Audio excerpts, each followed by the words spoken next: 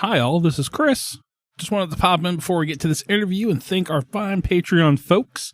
They are Taylor, Drelrin, Miles, Randy, Yam, Colby, Thomas, Randy G, Laszlo, Hovo, H-O-V-O, Jeremy, Ben, Garth, Tyler, Nelson, and Clorpdonk.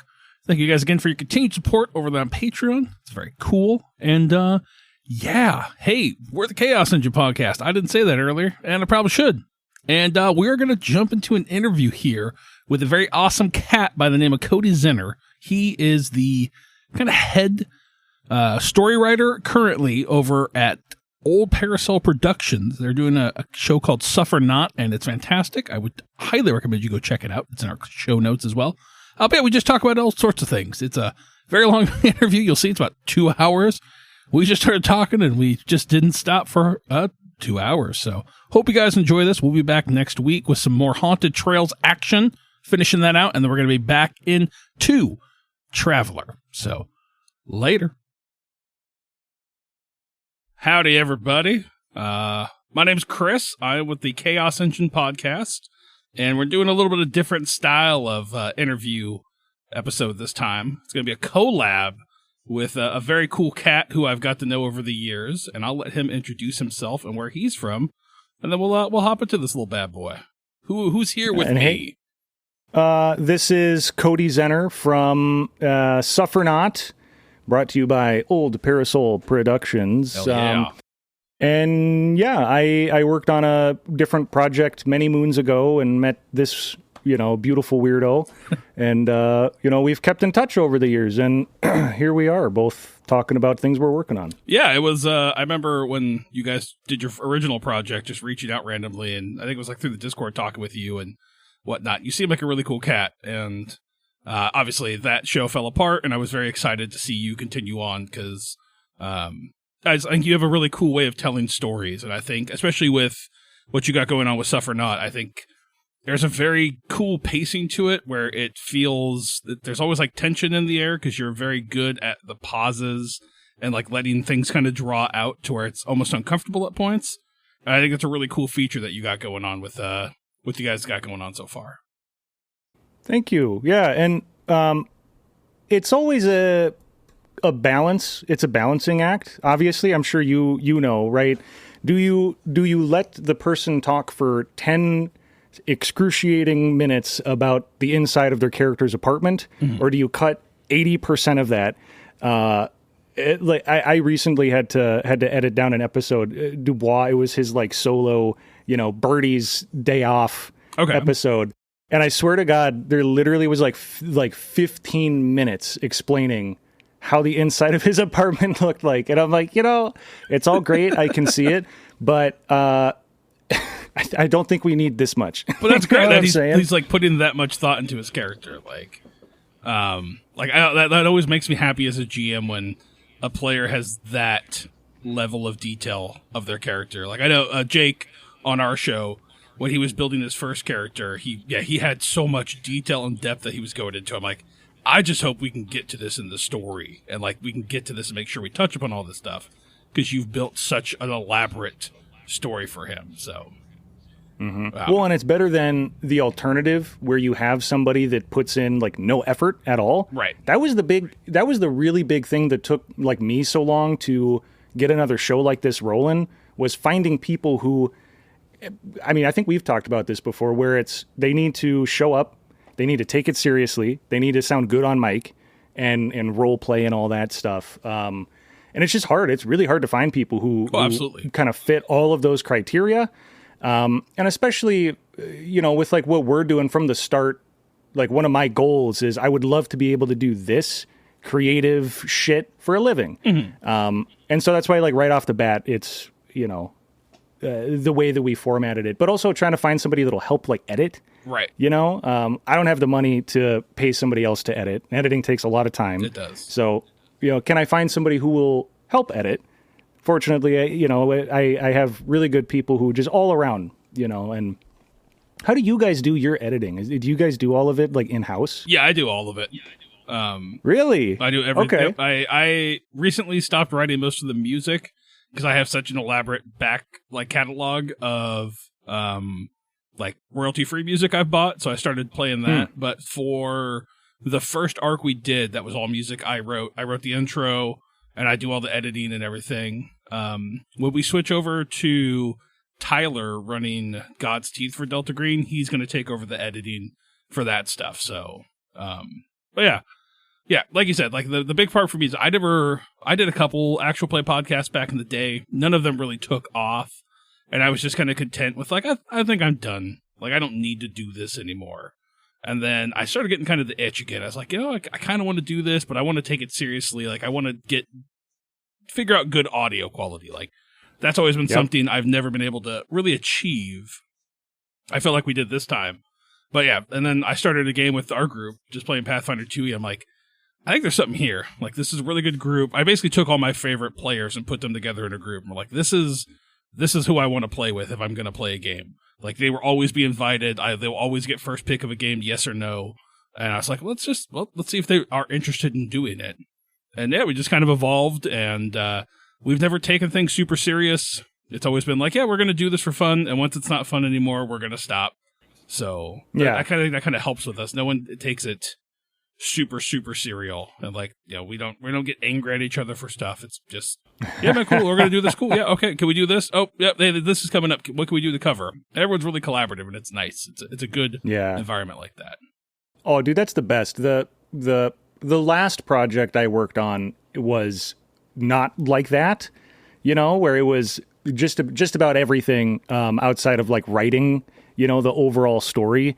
And like the art, right? Like one of those guys did all the artwork for the show, but like the editing, the this, the that, it was a night. So I am very grateful for Sadesky helps with editing. That's cool. And some of the other like background businessy stuff. Yeah.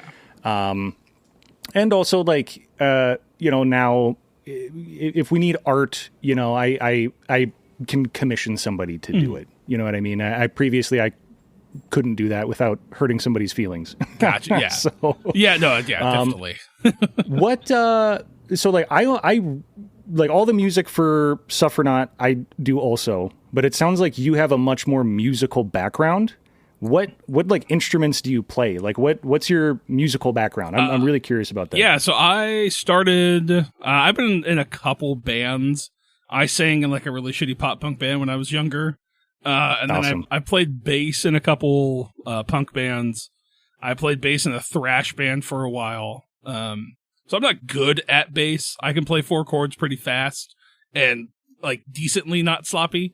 But yeah, I mainly when COVID hit, I decided that I wanted to explore music more. And so I bought a little MIDI keyboard and I started writing dungeon synth. Which, if you don't know what dungeon synth is, it's exactly like it sounds. It's like music made to sound like you're in a dungeon. Yep, exactly. Just exactly like that. And so, yeah, it's just like I made an album. I was like, you know what? I'm going to release an album. So I wrote a whole medieval album.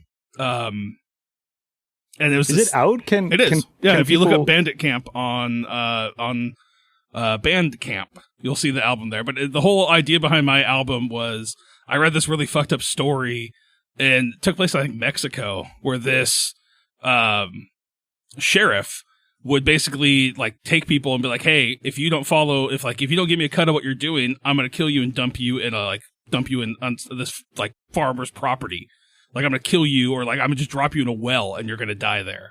And so I started like getting this concept of essentially this guy rolling into this town, getting shaken down by the town guard, and then them chasing him down, capturing him, and throwing him in a well.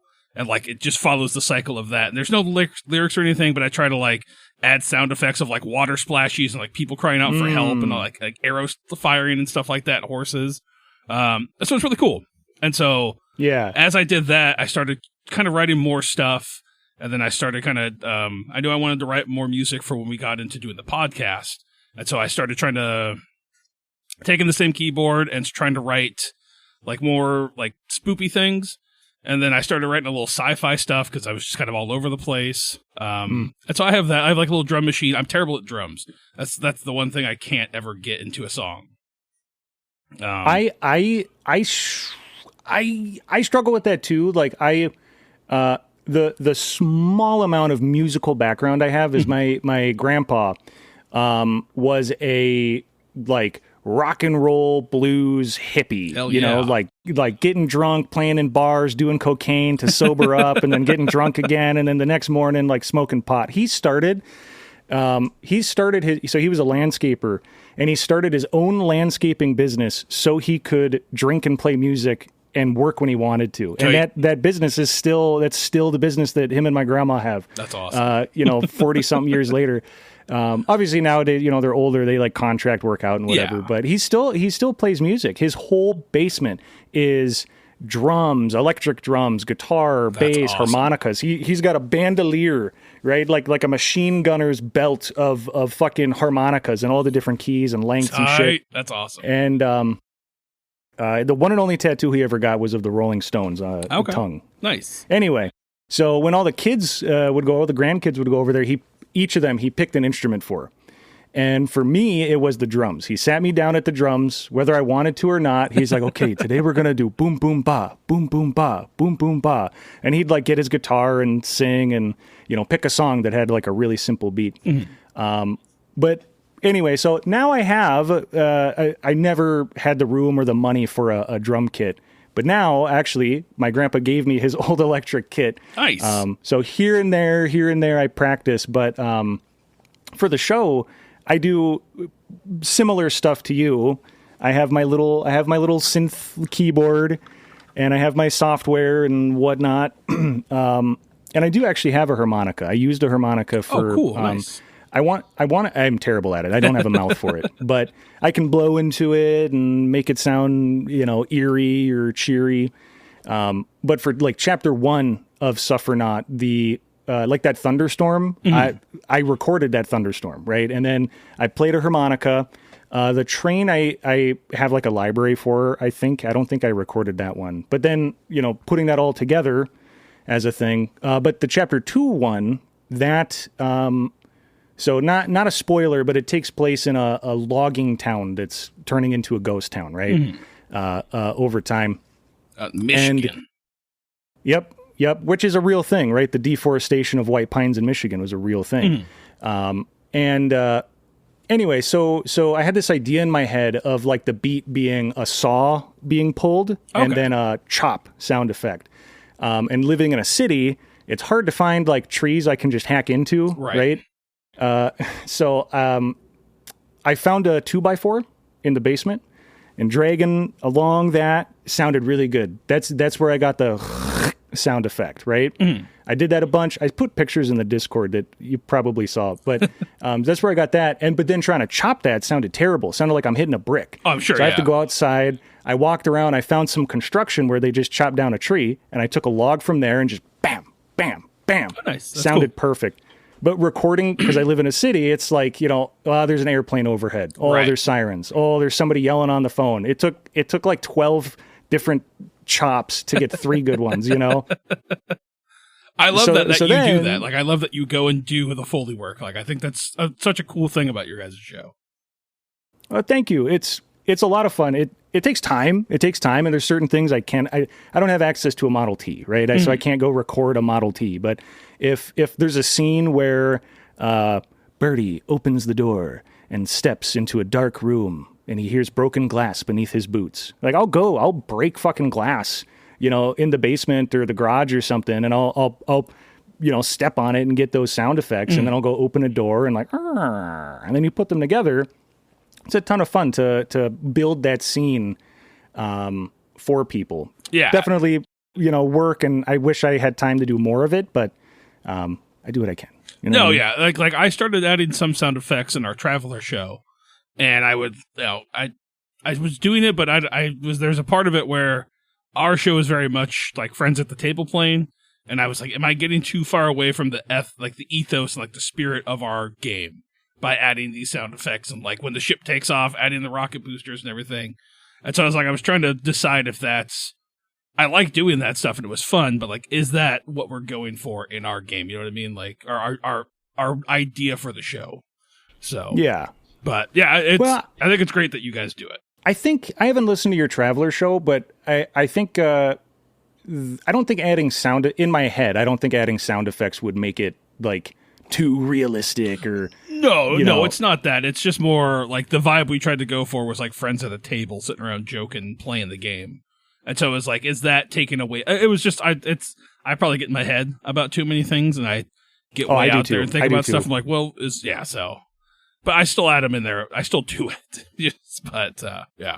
Yeah, well, and I think, I don't know. I think it adds a ton. It adds a ton. Absolutely. I've listened to, I honestly don't listen to a ton of podcasts.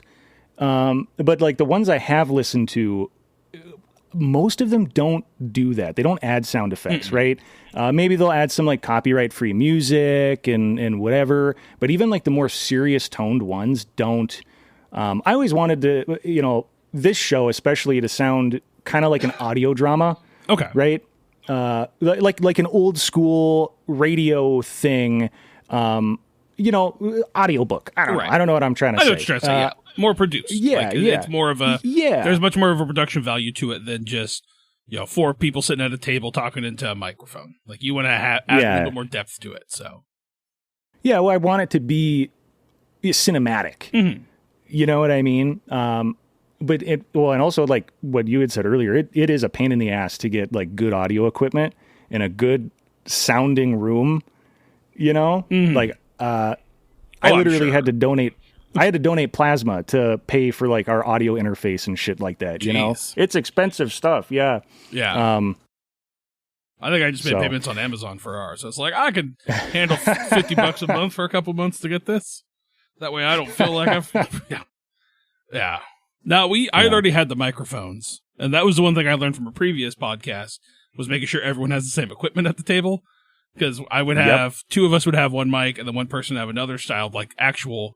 Like I have like a $400 like voice mic that I bought back in like 2002 when I was like, you know what, I'm going to record bands for a living kind of thing. So I bought this really nice mic, and I bought like a set for recording drums, and I used it twice, and then I never did it again.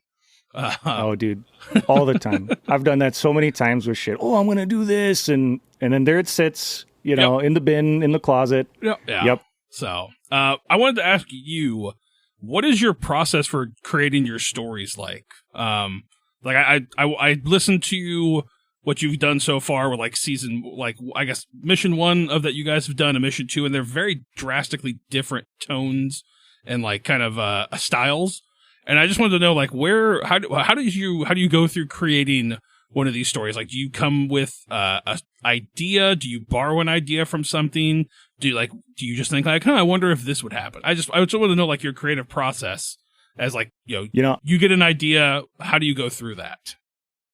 I put a couple different like questions into my notes app, and one of them was, what's your writing process? So bingo on that one, or creative process. But I don't want to give too much away. But let me think. That's a good question. So like the way I get ideas, they just kind of come to me sometimes. Like something will just like, somebody will say something, I'll read something, I'll see a picture, whatever. And then I'll just be like, oh, and then I'll have like a seed. I'll have a seed of an idea, and then just sitting and planting that and really trying to figure out what's going on.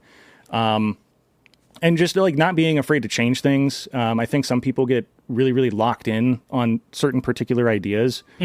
Like something I do a lot is I go for walks. I go for a lot of walks, and I'll just put on music. And I'll pick music that I think kind of fits the vibe of the thing I'm writing for. Okay. Or trying to get ideas for. And then I just like take notes. I take notes in my phone, and then I copy and paste those. I email them to myself, and then I go through those, and I pick and I move stuff. And then I just write. I just sit down. I think like the most important thing is just sitting down and actually like trying to write it. Yeah. And like, go ahead. I say, are you more of like, I want these story beats to happen, or do you like meticulously plan out like everything, or is it more just like, hey, here's my NPCs, here's how they act, here's how they look, like here's their general demeanor, and then you just kind of wing it from there? Or like, do you try to have like a pretty good like, this will happen, this, then this, then this? Like, how do you build that aspect of it?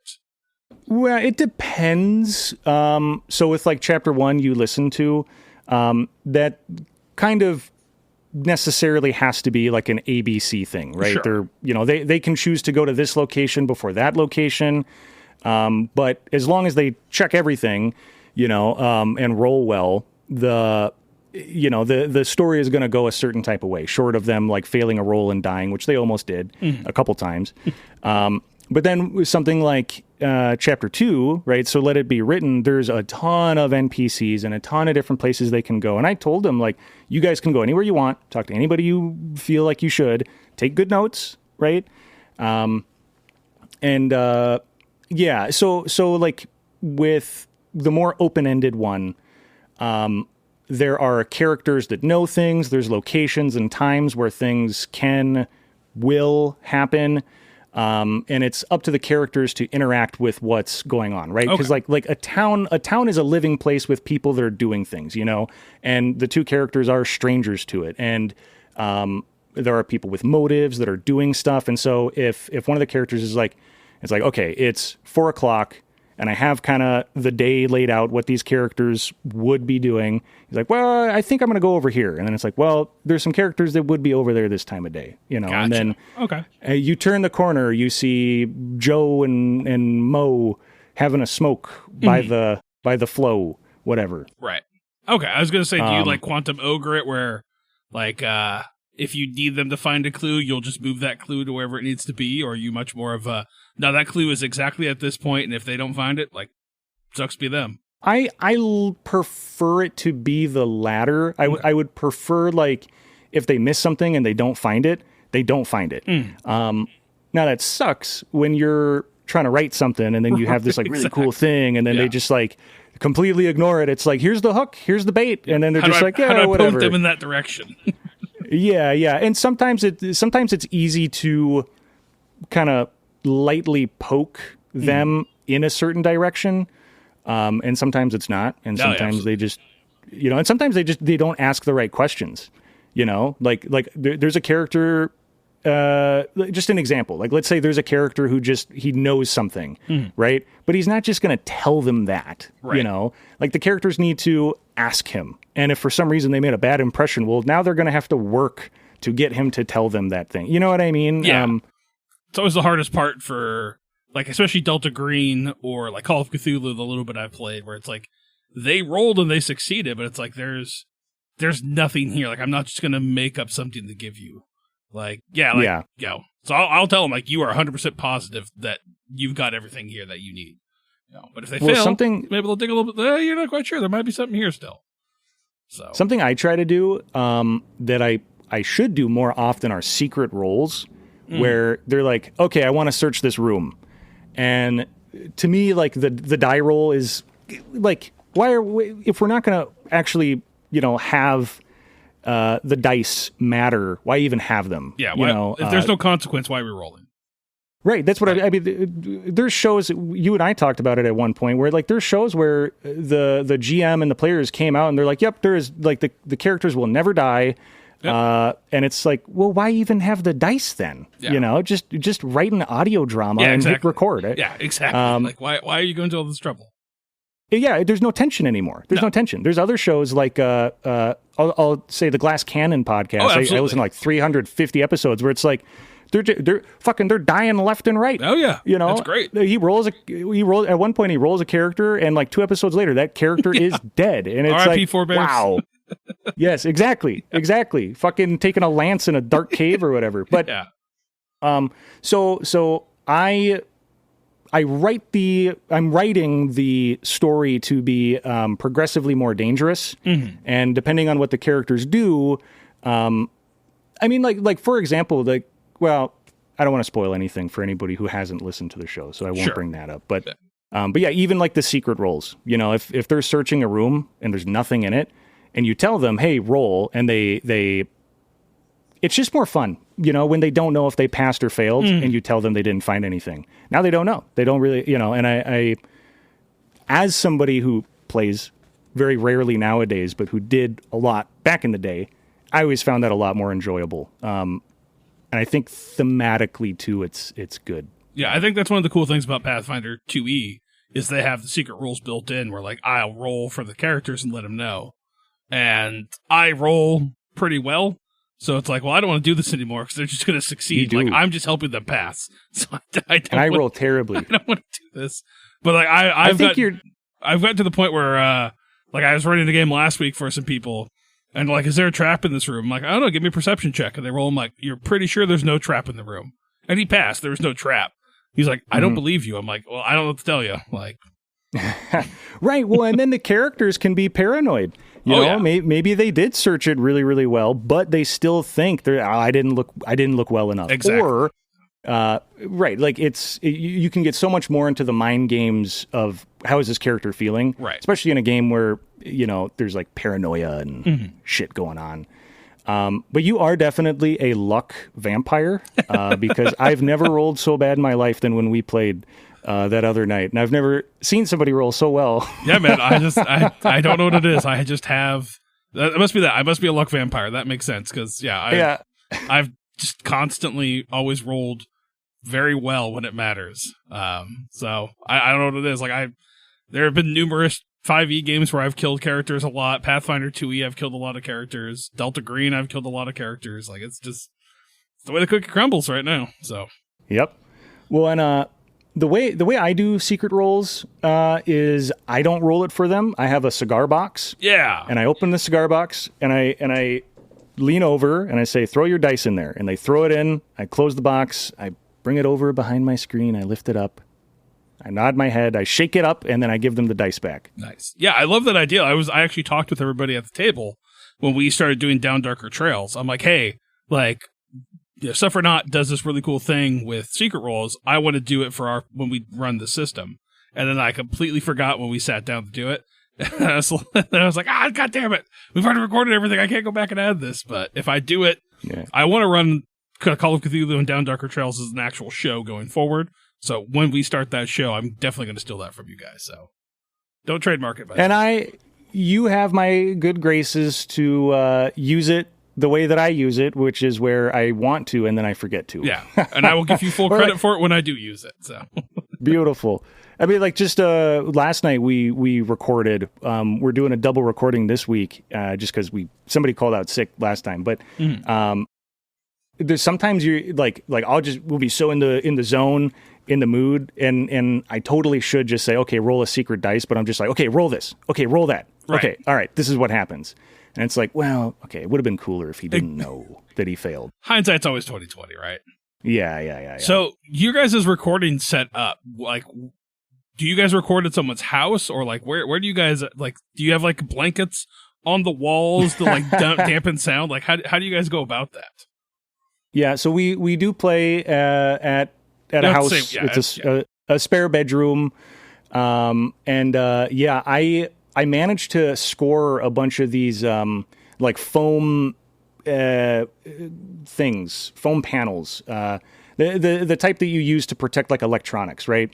I had a buddy who worked at a electronics thing, and he would get them a ton, but they were pink. They're bright pink. I don't have a problem with pink, but they're also not like meant for audio. So sure. I recently, I'm going to out myself. I'm going to out myself as something I do. There is a dumpster near where I work that regularly gets, there's a guy who buys storage units, that like got foreclosed or something. Sure. He just dumps tons of shit in there. I've actually talked to the guy like, dude, why don't you donate this? And he's like, I'm gonna give this away for free. Yeah. No, I swear to God. And I even, clothes, he'd throw perfectly clean clothes and shit in there, and he would put them in garbage bags. Mm-hmm. And I would take the garbage bags to the fucking thrift store, and he saw me doing that. Now he dumps the bags in the fucking dumpster, so I can't do that anymore. Evil man, I swear to God. But there's been a couple times there was like podcasting equipment in that dumpster. And I swear to God, 2 weeks ago, there was a bunch of like sound foam. Hell yeah. Like just like I swear to God, it was like fucking 60 panels. So we have to hang that up. But yes, there are also blankets on the wall. Yeah, no, I need to, because I record downstairs in my house. Like this is actually where you're seeing the picture. This is a window. I can open it, you can see the outside world. Oh! But yeah, too bright. Like, I don't have a real angle to block a lot of sound out, so I need to figure that out. And I've got posters and shit all over my wall, so I can't really put stuff up. But one of the podcasts I did back in the day, one of our friends had a recording studio, and he ended up closing it down and just gave us all of his old foam. And so we had foam everywhere. It was awesome. It was so cool. Yeah. And I'd like to get there with this. I thought about building, getting PVC pipe and building little stands and putting weighted blankets over them, or building and putting the foam there to at least kind of like angle it to help out. But yep. We'll get there. Maybe once we get the business license and can take money out of the Patreon, then I'll do it. But yep. Well, they make. Have you seen the little things that it's like a half circle, like a little crescent shield that goes. It clips on. Have you tried those at all? I did, and it did not help because my main thing was cross bleed of mics because we're so close to each other. So I was hoping that would cut down, but it did not cut down any. It didn't. I bought a whole set of them for our pod, for everything. I sat down here for an hour, tried them out, recorded a bunch of different stuff, and it did not help. So yeah, because I was like, what kind of microphones? If you don't mind my asking. We have Behringer. Basically they're SM58s, but a Behringer version. They're like $36 on Amazon. Like super cheap mic. They're awesome. Amazing microphones. Yeah, they're just like a just standard, like if you know what a Shure SM58 is, it's basically Behringer's version of that. It's like an XR 8500 or 3500 or something like that. I'm going to look that up. Shure SM58. I think it's, Let me see. I'll bet you. Oh, yep. Because we use Shure. It's the SM. The hell is this thing? SM7B. Oh, 7B. Okay. Yep. And that was like I bought one for. We all bought them for Sleeping Low. And so I had one. And then when we were like, hey, we need to do a show, or not need to do a show, but I was trying to get new people. It's like, sure, this is what I have. It sounds really good. It's kind of a like industry standard or whatever.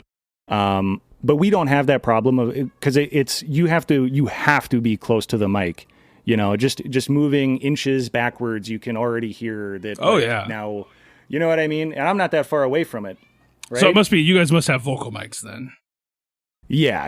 Ours are like they're Behringer XM 8500s, or they're dynamic cardioid vocal microphones. So, but yeah, I mean, like these things you got to be pretty close to. Like you can see, I'm pretty far up on it, but it's just we're so close together that it happens. So it's all good. Yeah, it's just one of those things. I just cut that out in the background with post. So. Yep.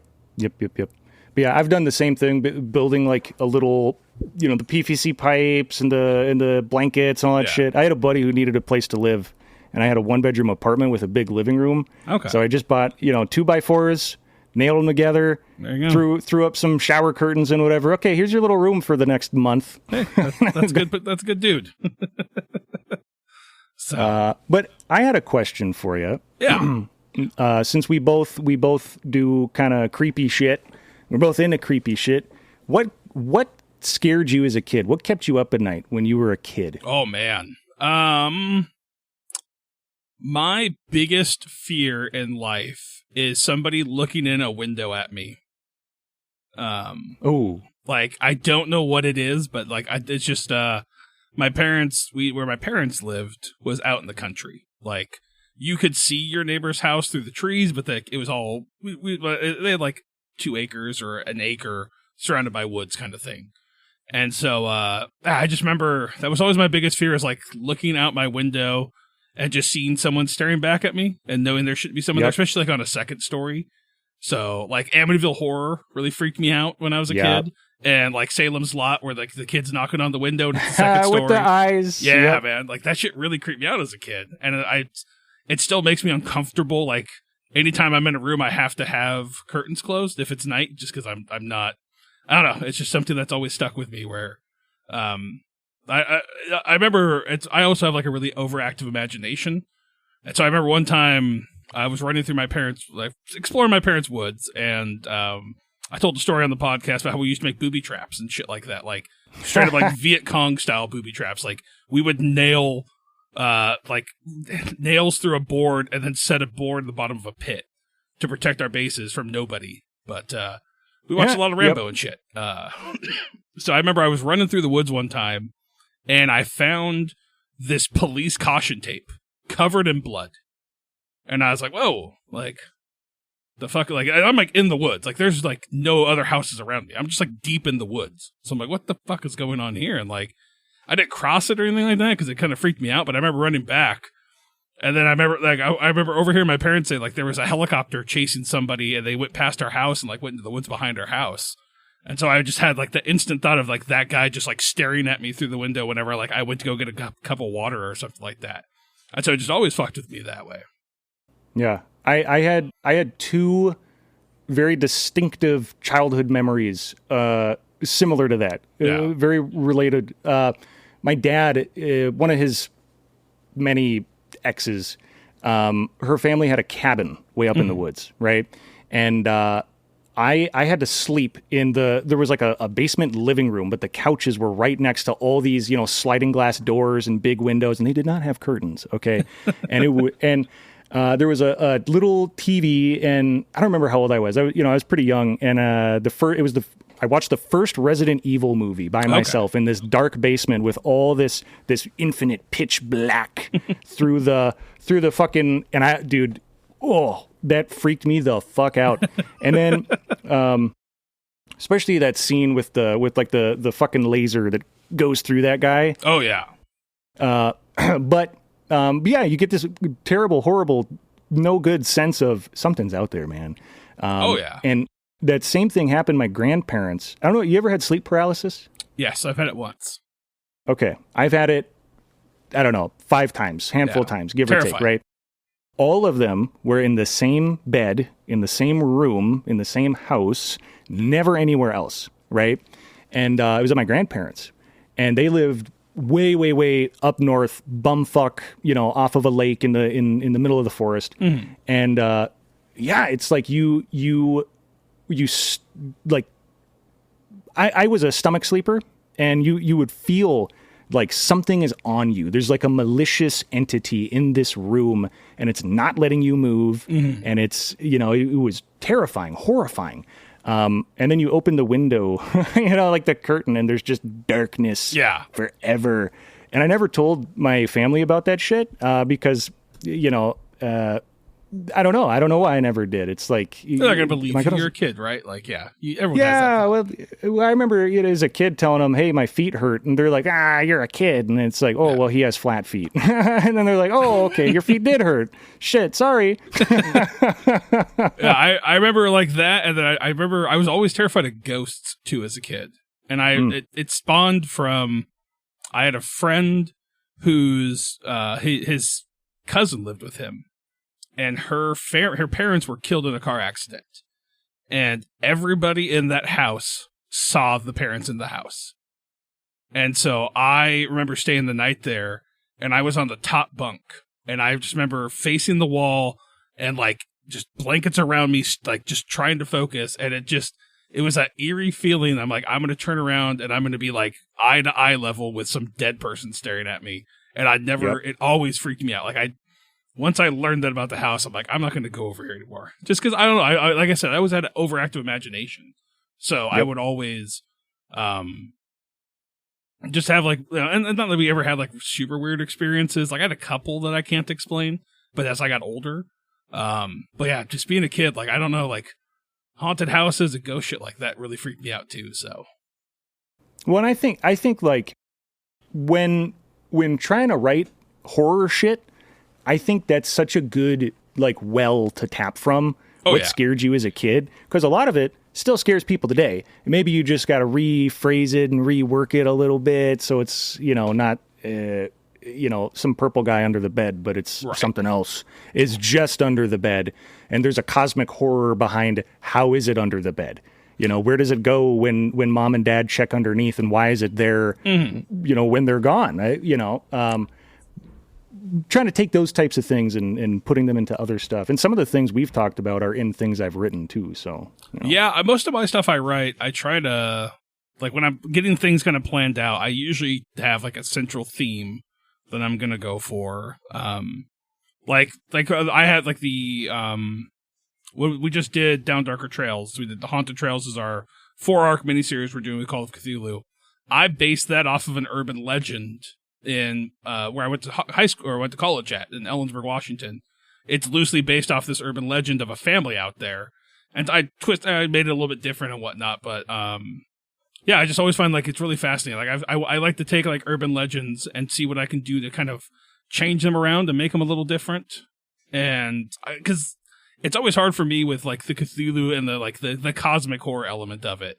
Like I'm really good at thinking of like weird, scary, fucked up shit, but it's always hard for me to tie it to some sort of eldritch horror in that sense. I'm more of a like psychological or like there's a fucked up creature after you, and then like, oh, can I tie this creature to the Lovecraft somehow? Like, is it a spawn of Nyarlathotep or however we're gonna play off? That's always like the secondary aspect to me. I try to think of something that's like really fucking weird to me and then figure out a way to kind of loosely tie it back in there. So yeah, and like I don't necessarily, one of my, and this is a common critique of Lovecraft, is where he has these like really cool horror ideas, and then it's just like a big tentacle monster, you know, and it's like, well, that's kind of lame. Not all of them, right? Not all of them, but some of them, right? Like Cthulhu, it's a big tentacle monster. Yeah. But like some of the things that I've written that I'm working on, like over explaining it is something that sometimes I want to do, but I know I shouldn't, right? So like in chapter 1, I mean the main reason that they're there, right, in where they are, I'm trying to speak extremely vaguely, sure, right? Yeah. But it's like I could totally see. I don't think anybody wants like I know what they are, right? But I don't think I'm not going to sit there and, you find a notebook that says this is exactly what these things are. It makes it so much less scary. Too? Like there's no, Right. And like I can't talk about it. I can't talk about it. No, it's fine. Yeah, like that's a hard thought with me is like everything has to make sense in my brain. Like when I'm plotting something out, I have to have a rational reason behind everything to be where it's at and things to happen. And that just doesn't always work with storytelling. Like it's, I don't like just being like, oh, cause it's magic. It's like, well, no, like that's fucking lame. That's bullshit. It has to be a reason. Like in our show, like a lot of it, like with, spinning out of, and when we did Dark Thoughts and spawning like the second chapter, the one I played off of after we came out of, Music from a Darkened Room. I was like, okay, it makes sense that if this house has been here that long, there's got to be other entities that are tied to this house and have done that. So, like, what would that look like? And then start trying to, like, work my way out of that and, like, okay, well, maybe there's, like, a coven of witches or something like that. Or there's some group or somebody who's tied to this who was watching over this house because it had such a malevolent tie. And, like, okay, well, maybe now this, and this. And start trying to plan it out to where I could logically connect dots and be like, yes, this makes sense because of this, because of this, because of this. And if I can't, I have to stop and figure out a way to make it make sense. Yeah, because just having like, oh, this is a creepy thing, because it is.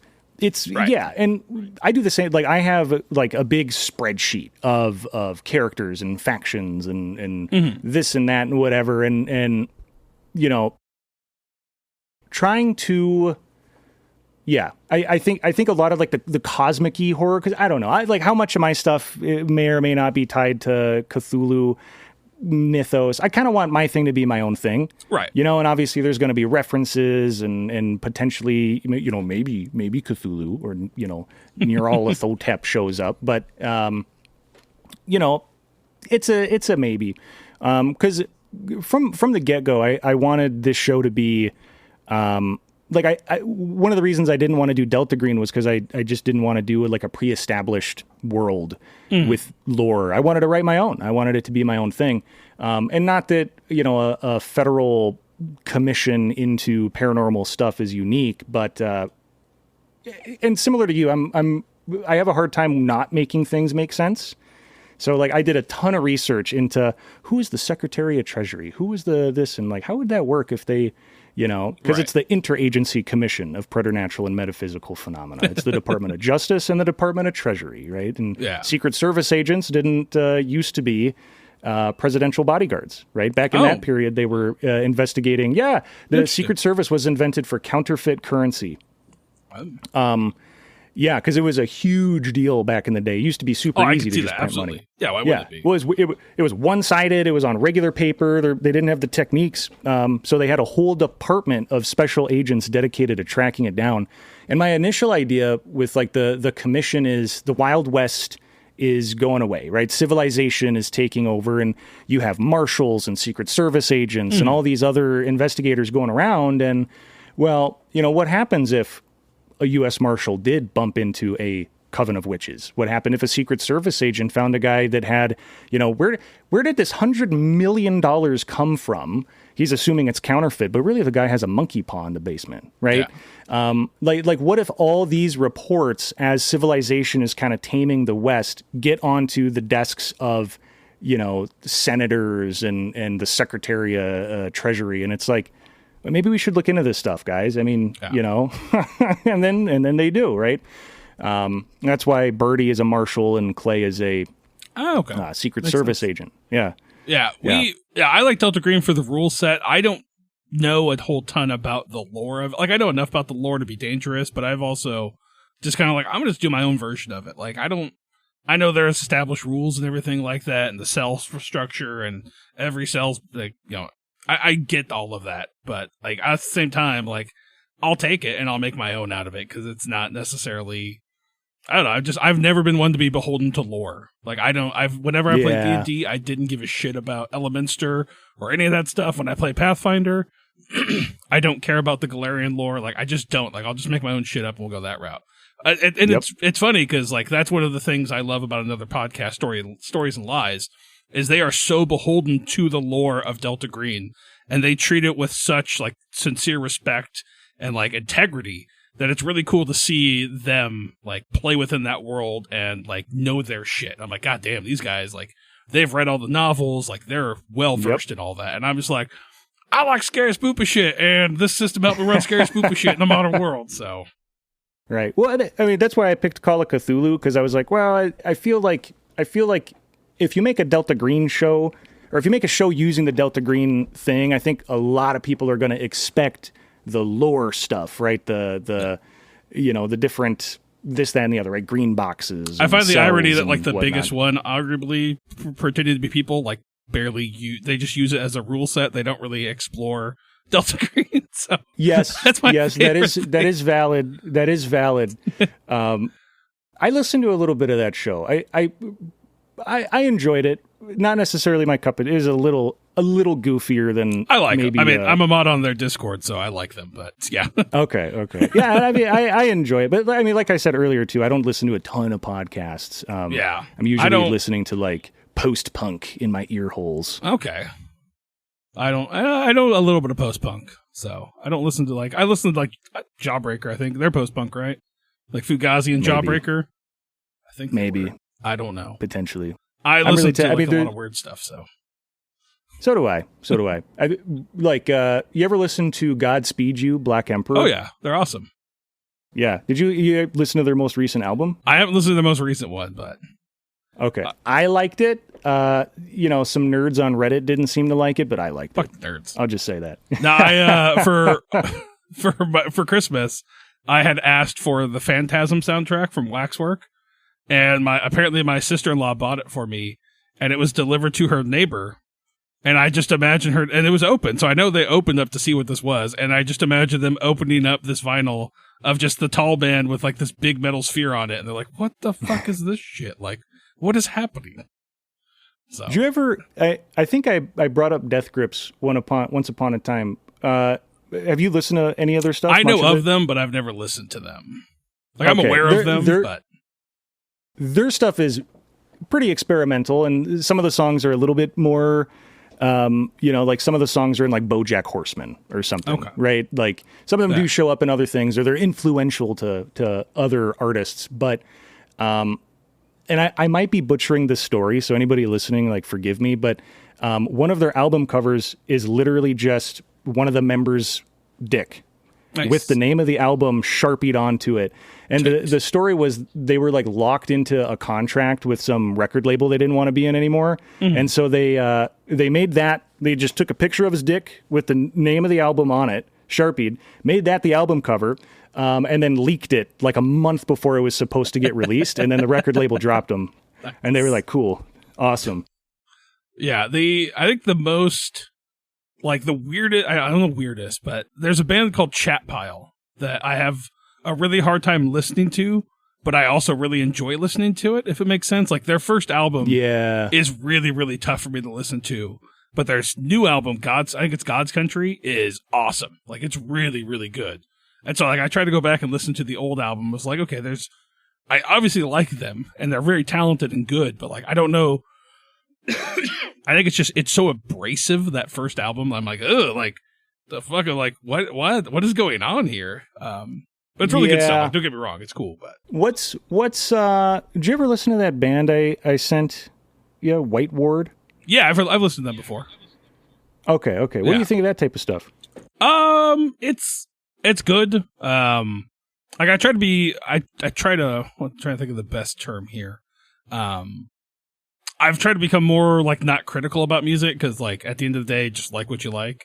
There are definitely things I don't like, but I like them. I think they're good. They're probably not something I listen to, like, generally, like, but I like I said, I'm in a weird spot right now with music where I just listen to a lot of weird, like, different genres of stuff. Like, I'm all over the place when it comes to stuff. But I am too. And I don't know. I've known people that they only listen to, like, the one genre, right? Like there's a guy at work that I know, right? And he's one of those dudes that he shows up to work in the Iron Maiden t-shirts with the sleeves ripped off, you know, kind of older fella. Biscuit, I don't fucking care. Yeah, and it's like, I don't know. I listen to some metal. I listen to, you know, like, post-industrial Eastern European witch house, or really, really gay pop music, whatever, you know, it's like all kinds of shit. Like, I just, you know, the one thing I don't really listen to is country music. You know, I like some of Johnny Cash's stuff. Johnny Cash is good. Country. I found a lot of artists there, like Sturgill Simpson. If you haven't heard Sturgill Simpson, he's really good. He's wild. Tyler Childers is really good too. Cactus Blossoms, they're like straight up. Do you like Roy Orbison? I don't know. I know you've heard. I don't know if I've listened. You've heard Roy Orbison. Trust me. Like Pretty Woman, like that's Roy Orbison. Oh, yeah. They pretty much are like a new version of that. It's like Americana, kind of like country. They're really good. But I like I've been listening to pretty much like Blood Incantation's the big one recently. Their new album, Absolute Elsewhere, is just this incredible death metal prog album about stargates and fucking exploring what it is to be humans and questioning reality. And then I also have been like listening to a lot of Zombie, which is this two-piece bass and drum band that do like synth, like rock, almost like Stranger Things kind of style music, like that kind of synth wave. And then I've been really getting back into Gaslight Anthem. I don't know if you ever heard them. I'm terrible with names. I'm so bad with names, you know? No, it's cool. Yeah, it's just like they're like Bruce Springsteen but punk rock. Like it's the easiest way to describe them. Like if you like Bruce Springsteen but wish they played like Jersey style punk rock, you'd like them. That's pretty much what it is. You should send me some of this stuff. Send me some of this stuff. Because I'm always super game to listen to new music and share what I'm listening to with people. So you and we're going to do a music exchange. Let's do it. Yeah, so it's just one of those things. Like, and then I've been listening to like a lot of Run the Jewels lately too, because I'm going to go see Run the Jewels next weekend with Wu-Tang. So I'm very excited for that. Dude, that's sweet. I think I just like Bell Witch is always a constant with me. Like Bell Witch is probably my favorite band of all time. Like they passed Sleep now, where Sleep was always my favorite band. Like once I really started getting into Sleep, but Bell Witch is just, they're a whole fucking other level. And they're what I listen to when I write and like create stuff. Like I'll put on, they have an album called Mirror Reaper, which is an 1 and 37-minute song about a ghost transitioning over from and passing on into the afterlife, and like what they're feeling and what they're going through, and like passing through the gate into the like whatever on beyond the gate. and it's just absolutely like just incredible shit. And yeah, it's just like really good. If you like funeral doom, it's very slow, like just drawn out chords that last for like 2 minutes. And yeah. Vocals you'll never understand because it's just like yeah. So you ever there's a band that it's kind of funny. I don't care for much of their music. And here's the thing, right? If there's ever a band or a song or a musician or a movie, whatever, that like I like and you don't like it, I'm not gonna like hate you if you say, "Oh, I didn't like it and this is why." You know what I mean? I feel like some people get really like ass bent because somebody doesn't like something they like. Like just say I didn't like it and tell me why. You know, like I actually enjoy those types of contentious conversations, but. No, so Uncle Acid and the Deadbeats. Yes, love them. You heard of them? One of my favorite bands. I got to see them live when they were in town, along with King Buffalo. And I saw them with King Diamond. Oh shit! Well, they're just surrounded by kings, but I like some songs by King Buffalo a lot, and I like certain songs by Uncle Acid. It's not particularly my style. Like their normal music is not exactly my favorite. Sure. Mostly just the vocals aren't necessarily my cup of tea. I get that. He's a little too, It's whiny. Yeah, exactly. It's whiny, their most recent album, Nel Ora Blue. Oh, it's amazing.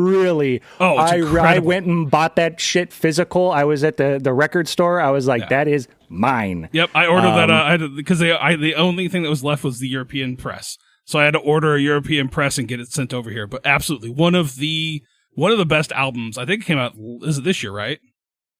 Or last year? I think it was last year. Yeah, it was one of the best albums of last year, in my opinion. They were in town playing it live, and I didn't get to go. Yeah, we were gonna go. We were gonna do shrooms and then go watch it, but we didn't. Fuck. That. But yeah, no, it's this really cool. So for those who don't know, Uncle Acid and the Deadbeats is essentially take the Beatles and have them sing about giallo horror and murder, and that's Uncle Acid and the Deadbeats, like in a nutshell. It's like very trippy psychedelic music, but then it's all about just murder and like horrible things. So their new album is essentially a soundtrack they made for a fake giallo horror movie, which if you don't know what giallo horror is, it's like Italian horror. Think Suspiria and like anything, Tiambre, anything done by Dario Argento. Essentially think that genre.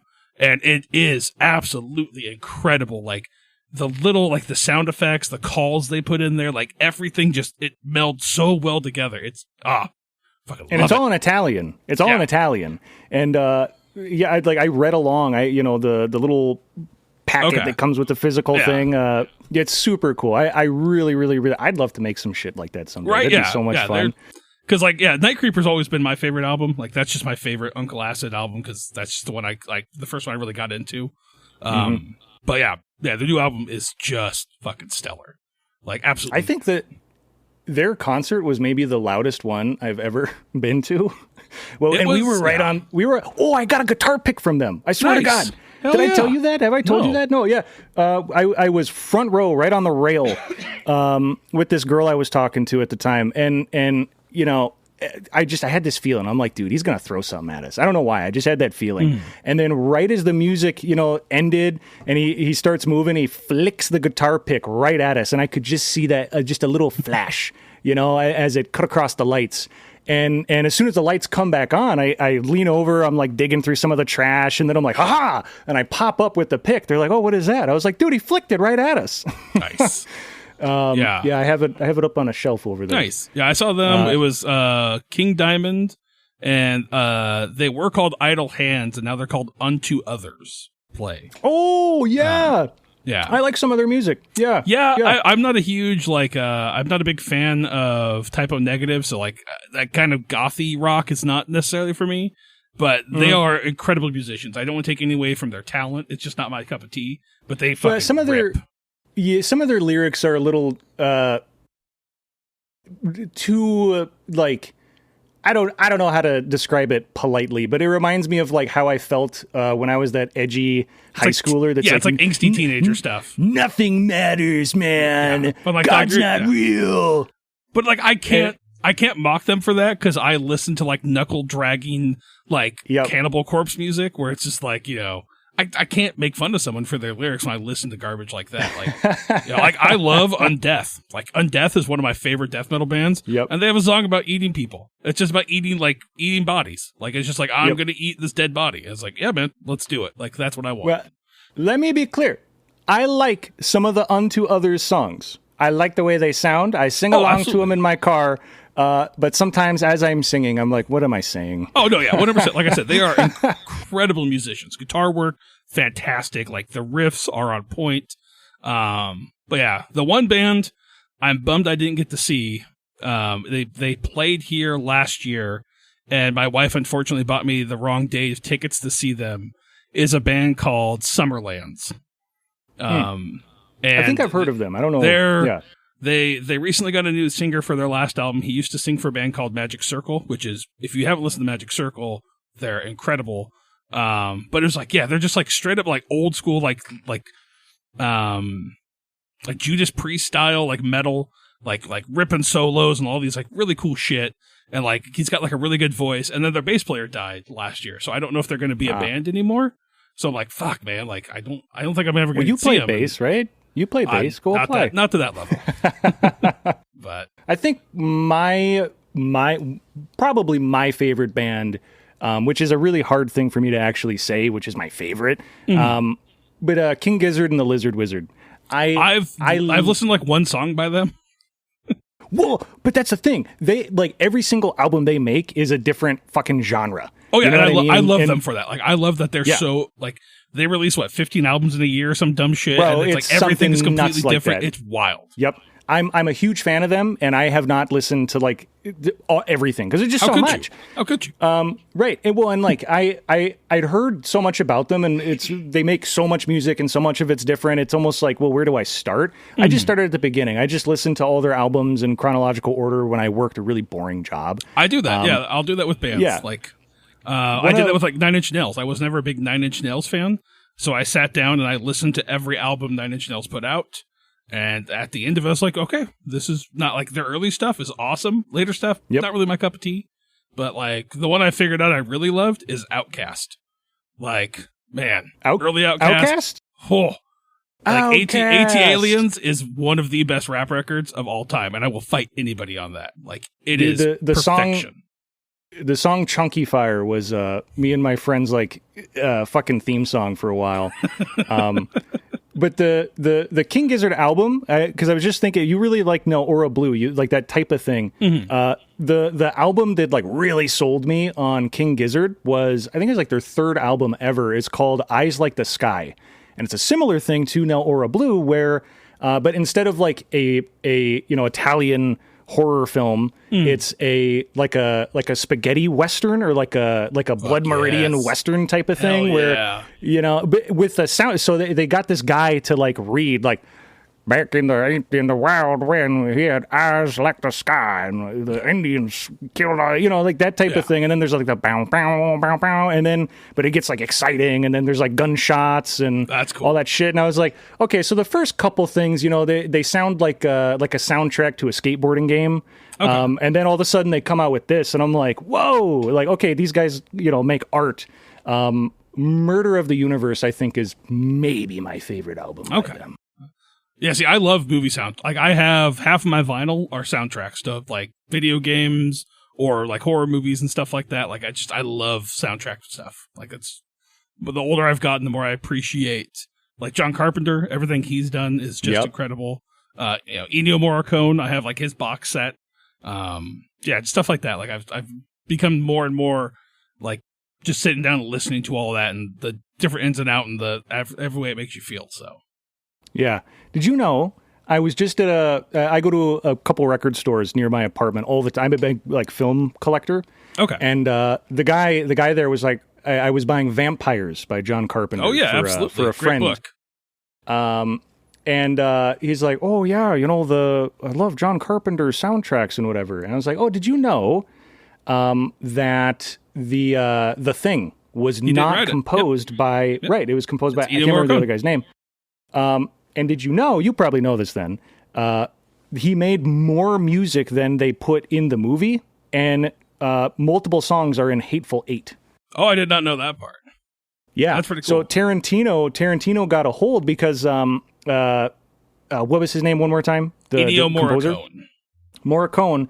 Morricone didn't have like the script for the thing, so he had like an outline of what the movie was going to be. So he just made like a boatload of songs and told Carpenter, "Yep, pick the ones you like." And Nice. the unused ones kind of just like sat in a vault somewhere. Tarantino got a hold of them, and Hateful Eight is kind of a similar vibe where it's tense. We don't trust each other, Yeah, in the middle of claustrophobia. winter hellscape. So I'm a big David Lynch fan. Did you know he made music? I know of it, but I've never seen a single David Lynch thing. Oh, Never in my life have I watched anything David Lynch. that's okay. So. The only you're a big Dario. How do you pronounce it? Dario Argento. Argento. I own Suspiria. I haven't watched it. I know you have a poster of it, right? Yeah, I have a poster of Suspiria. I have the vinyl. One of the best soundtracks, in my opinion. Like, I have my friend did a Suspiria poster for when they did the 4K release. There's a local, group here who does horror movies. And so they got a hold of the 4K release and showed it. So my buddy did the poster for it. But yeah, it's, one of the best shitty horror movies of the time. Like, it's absolutely ridiculously great. I've seen Demons by him, and I thought it was Demons is incredible. Yeah, it was a fun time for sure. Demons 2 is just as good, honestly. Okay, if I see it, I'll pick it. Well, Suspiria's been on my list forever to like sit down and watch, but the list never. It gets bigger and bigger. It never fucking shrinks. Oh, of course. But David Lynch is probably my favorite like creator artist. For like film and storytelling. I love just about every single movie he's made. Some of them are weaker than others, but they're weird, but they're weird with a purpose, and so like Eraserhead, for example, that's the first movie he ever made, like feature-length film. Came out 1977, same year as Star Wars. And it's fucking weird, man. It's weird. But it's weird in a way that like you can interpret what's going on, right? Okay. It's not too weird. I've seen movies that are a little too weird. But like I've shown a handful of people Eraserhead. I have them over. I got the Blu-ray, right? And every single one, even people that are not into like film, into art and storytelling, they walk away with a different interpretation of what the film was saying. So it's like, hey, Bobby, what did you think it was about? Oh, I thought it was about like, fear of responsibility and this and that. And then, hey, what do you think it's about? Oh, I think it's my, anxiety about having children or whatever. But like all of those theories are valid. And none of them were what I had when I watched it. Huh. That's cool. Yeah. And then some of the other movies are just like really, really, really good. But you kind of have to like trust the artist. So like Mulholland Drive is a fantastic film. And there's like some weird things at the beginning that, don't make sense until the end. And then the movie is rewatchable as fuck. Nice. Lost Highway, I feel like I should because I Twin like them Peaks takes place in Washington, and like I live in Washington, but I never got around to watching any of his stuff. Like Can you see that? I can, yeah. That's a Twin Peaks tattoo. Yeah, I mean, I live like 40 minutes away from like where North Bend and all that stuff and all that area. So like where the cafe is and everything. So it's on my bucket list is to go out there and visit. Well, if you ever come out here, I'll take you out there. Dude, that would be sick. I'll let you know. I'll take a week off someday. I'll fly out there or drive, whatever. But yeah, Twin Peaks is really, really good. The second season has some slow bits. You can kind of fast forward through. And then season 3 was amazing. It's so cool how they made it. Some people I've talked to who watched the original show didn't realize that season 3 was season 3. They thought, oh, it's a reboot. No, weird. it's season 3. I thought it was a continuation of everything. So yeah, it is. It is. Yeah. It's not really a spoiler, but toward the end of season 2, or like at the very end of season 2, one character says to another, "I'll see you in 25 years." Oh, and then season 3 comes out 25 years later. It's like you planned it. Yeah. He was like, "No, I never planned it. It was all just a fun coincidence." I'm like, okay, nice. was it? Yeah, all right. Now, My favorite director growing up was, I really liked Robert Rodriguez. Like From Dusk Till Dawn is my favorite movie. Oh, The Faculty, all that stuff. And the older I've gotten, I think John Carpenter is probably my favorite. Just the amount of quality stuff that he's put out. His music is awesome, but like all of his movies fucking rule. Like, I don't think there's a single John Carpenter film I've watched where I'm like, yeah, it was okay. Like every one of them, like it drives me nuts how none of his movies except for Halloween did well in the box office. Like the Thing, did you know The Thing was critically panned? It was a total he didn't failure. want to direct it. He didn't want to remake it, and they basically like, hey, if you take this and direct it for us, we'll give you like, I think it was like Big Trouble in Little Chinatown or something like that. Like that's how he got to make that movie. Yeah, like They Live is my favorite movie he did. Like I think it's mine too. I'm like sorry, I didn't mean to cut you off. Like I Want to Get a They Live tattoo. Like it's my favorite movie by far of his. Like it's just so fucking great. So. Yep. I think. It's hard for me to pick a favorite necessarily because like Escape from New York is amazing, right? Absolutely. It inspired Metal Gear, which is a good game series. Okay. Big Trouble, Little China, love it. The Thing, love it. I mean, The Thing is like one of the best horror movies of all time. Right. And the fact that back in the day, people said it was terrible. I mean, I watched a video about like the original reception of the film and like the reviews are nuts where people are like, oh, it's one big violent Jim Beam commercial, like shit like that.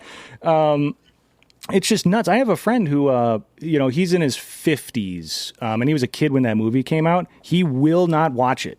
He will not watch that movie because it like traumatized him as a kid. Oh, geez. He doesn't even like think. You bring it up, and he's like, "Wow." My dad had that with The Exorcist. I remember talking to him about The Exorcist, and he's like, "Oh man, that was so scary." And I remember watching it, and like I was like in tears laughing at half of it. I'm like, "How is this scary? Like this isn't scary." But you have to remember at the time, like that's like Jaws scared the shit out of me. Like I'll be the first to admit that. Like I wouldn't go swimming in a pool because I thought a shark was going to kill me. I had the same thing. Yep. That grandpa I was talking about earlier, he would put on Jaws too often for someone of my age. I was a kid. He was a little kid. And it gave me like a terrible anxiety of water and swimming and everything. What was it? My cousin loved Pee Wee Herman Big Adventure, and Large Marge just absolutely terrified me as a kid. Like I just couldn't. I freaked the shit out of me for the longest time. Mm-hmm. Did you ever get a chance to go on the Jaws Universal Studios ride? Mm-hmm. Yeah, that thing was fucking. It's not there anymore.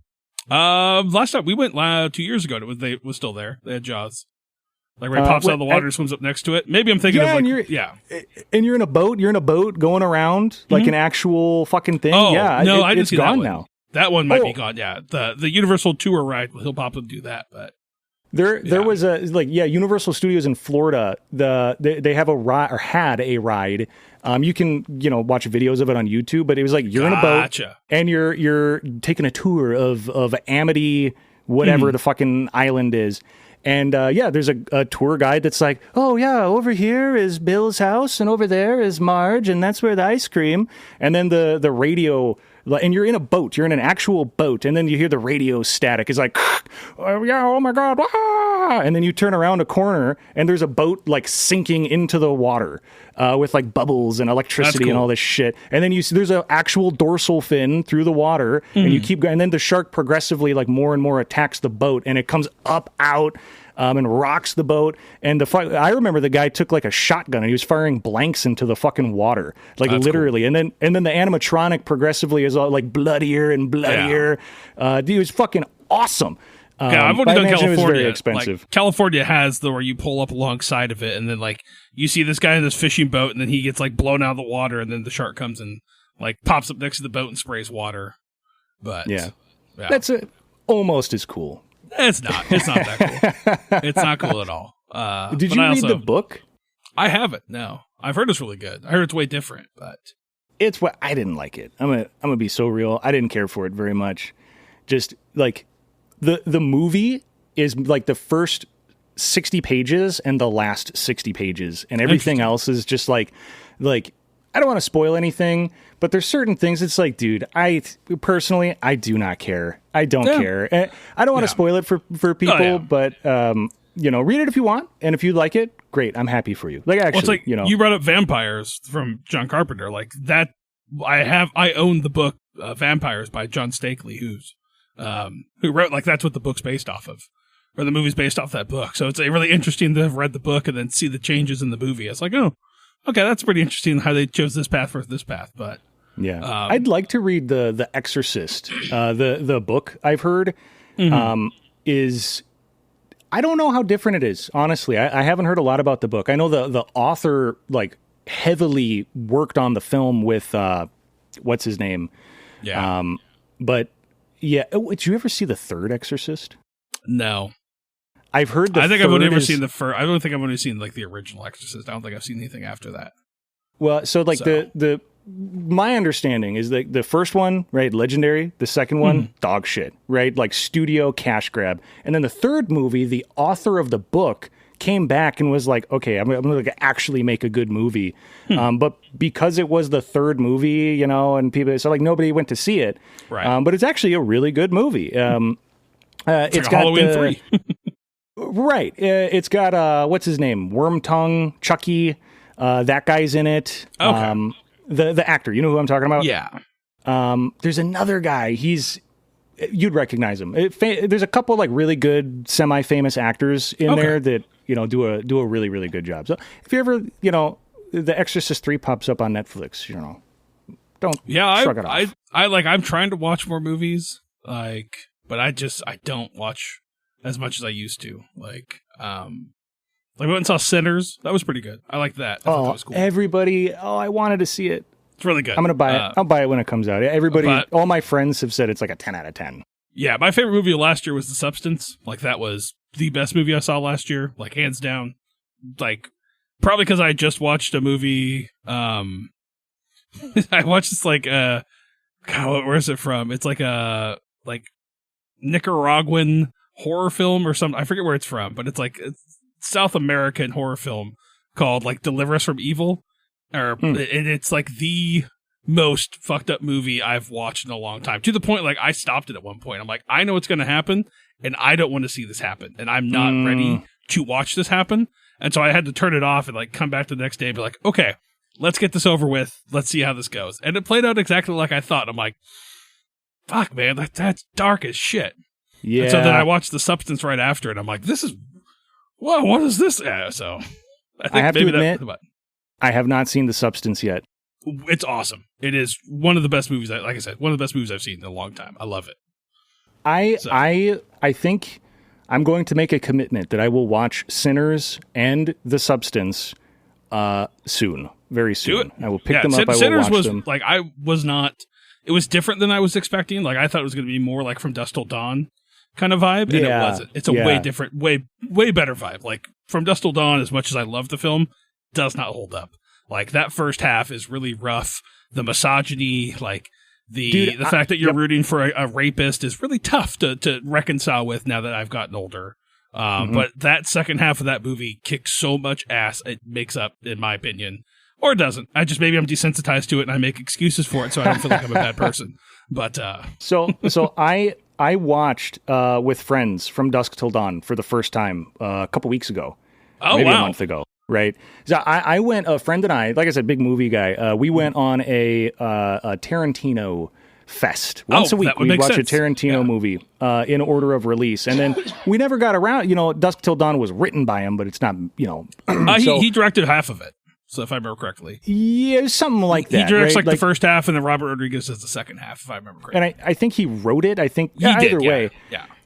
Like, we were watching it, and it's like, we know that in real life, Tarantino has a foot fetish. Yeah. And so the character he's playing, he writes a scene where he gets to, like, suck toes. But then for that same character... Selma Hayek's toes.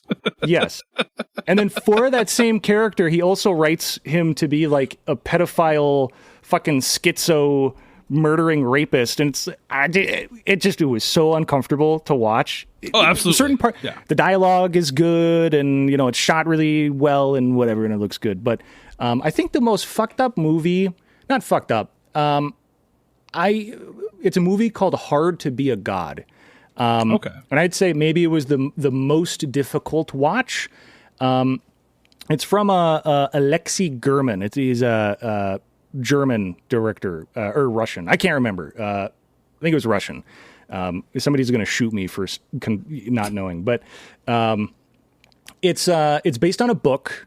I think it was a Russian director because it's based on a book by Russian authors. You ever heard of Stalker?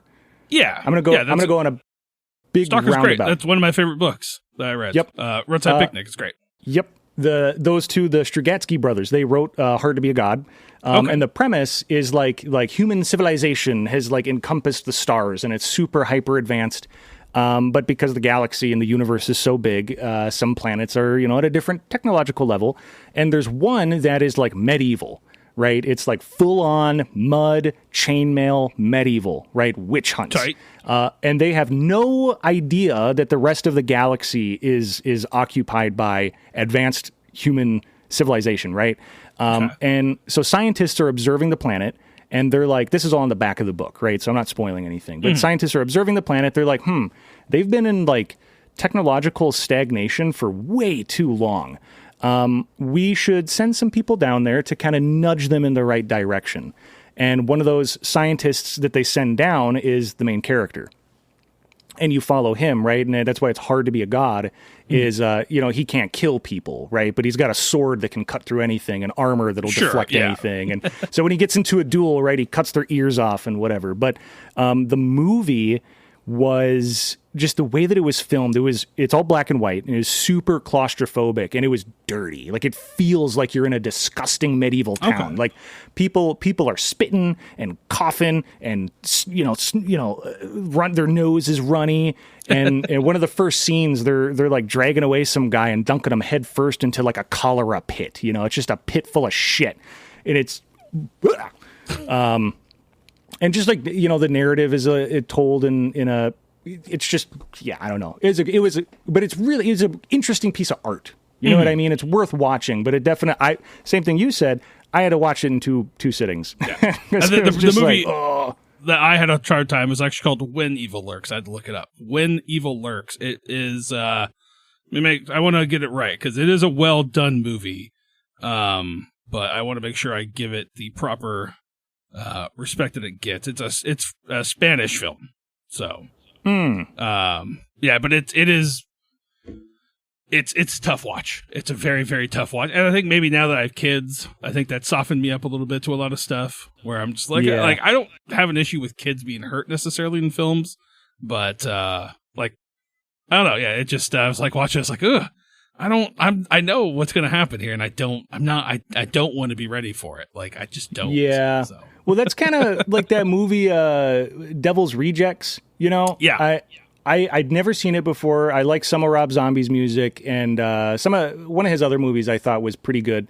And so I put that in because I heard so much about it, and I got the unrated extended version. Yeah, I loved it. I haven't watched it in 20 years, so some of the stuff in that movie made me a type of uncomfortable I don't want to be. Right. Yeah, that's kind of how it was like watching. Yeah, From Dusk Till Dawn again. It's like, I guess I've grown up enough where this isn't cool. Like, I have a From Dusk Till Dawn tattoo. Like, it is one of my favorite movies. I will always love it, but that first half, I will fully admit, is rough. It's like listening to the Misfits now. Like, when I listen to the Misfits, I only listen to the Glenn Danzig era, and I got to take out all the misogynist songs because they're just gross now.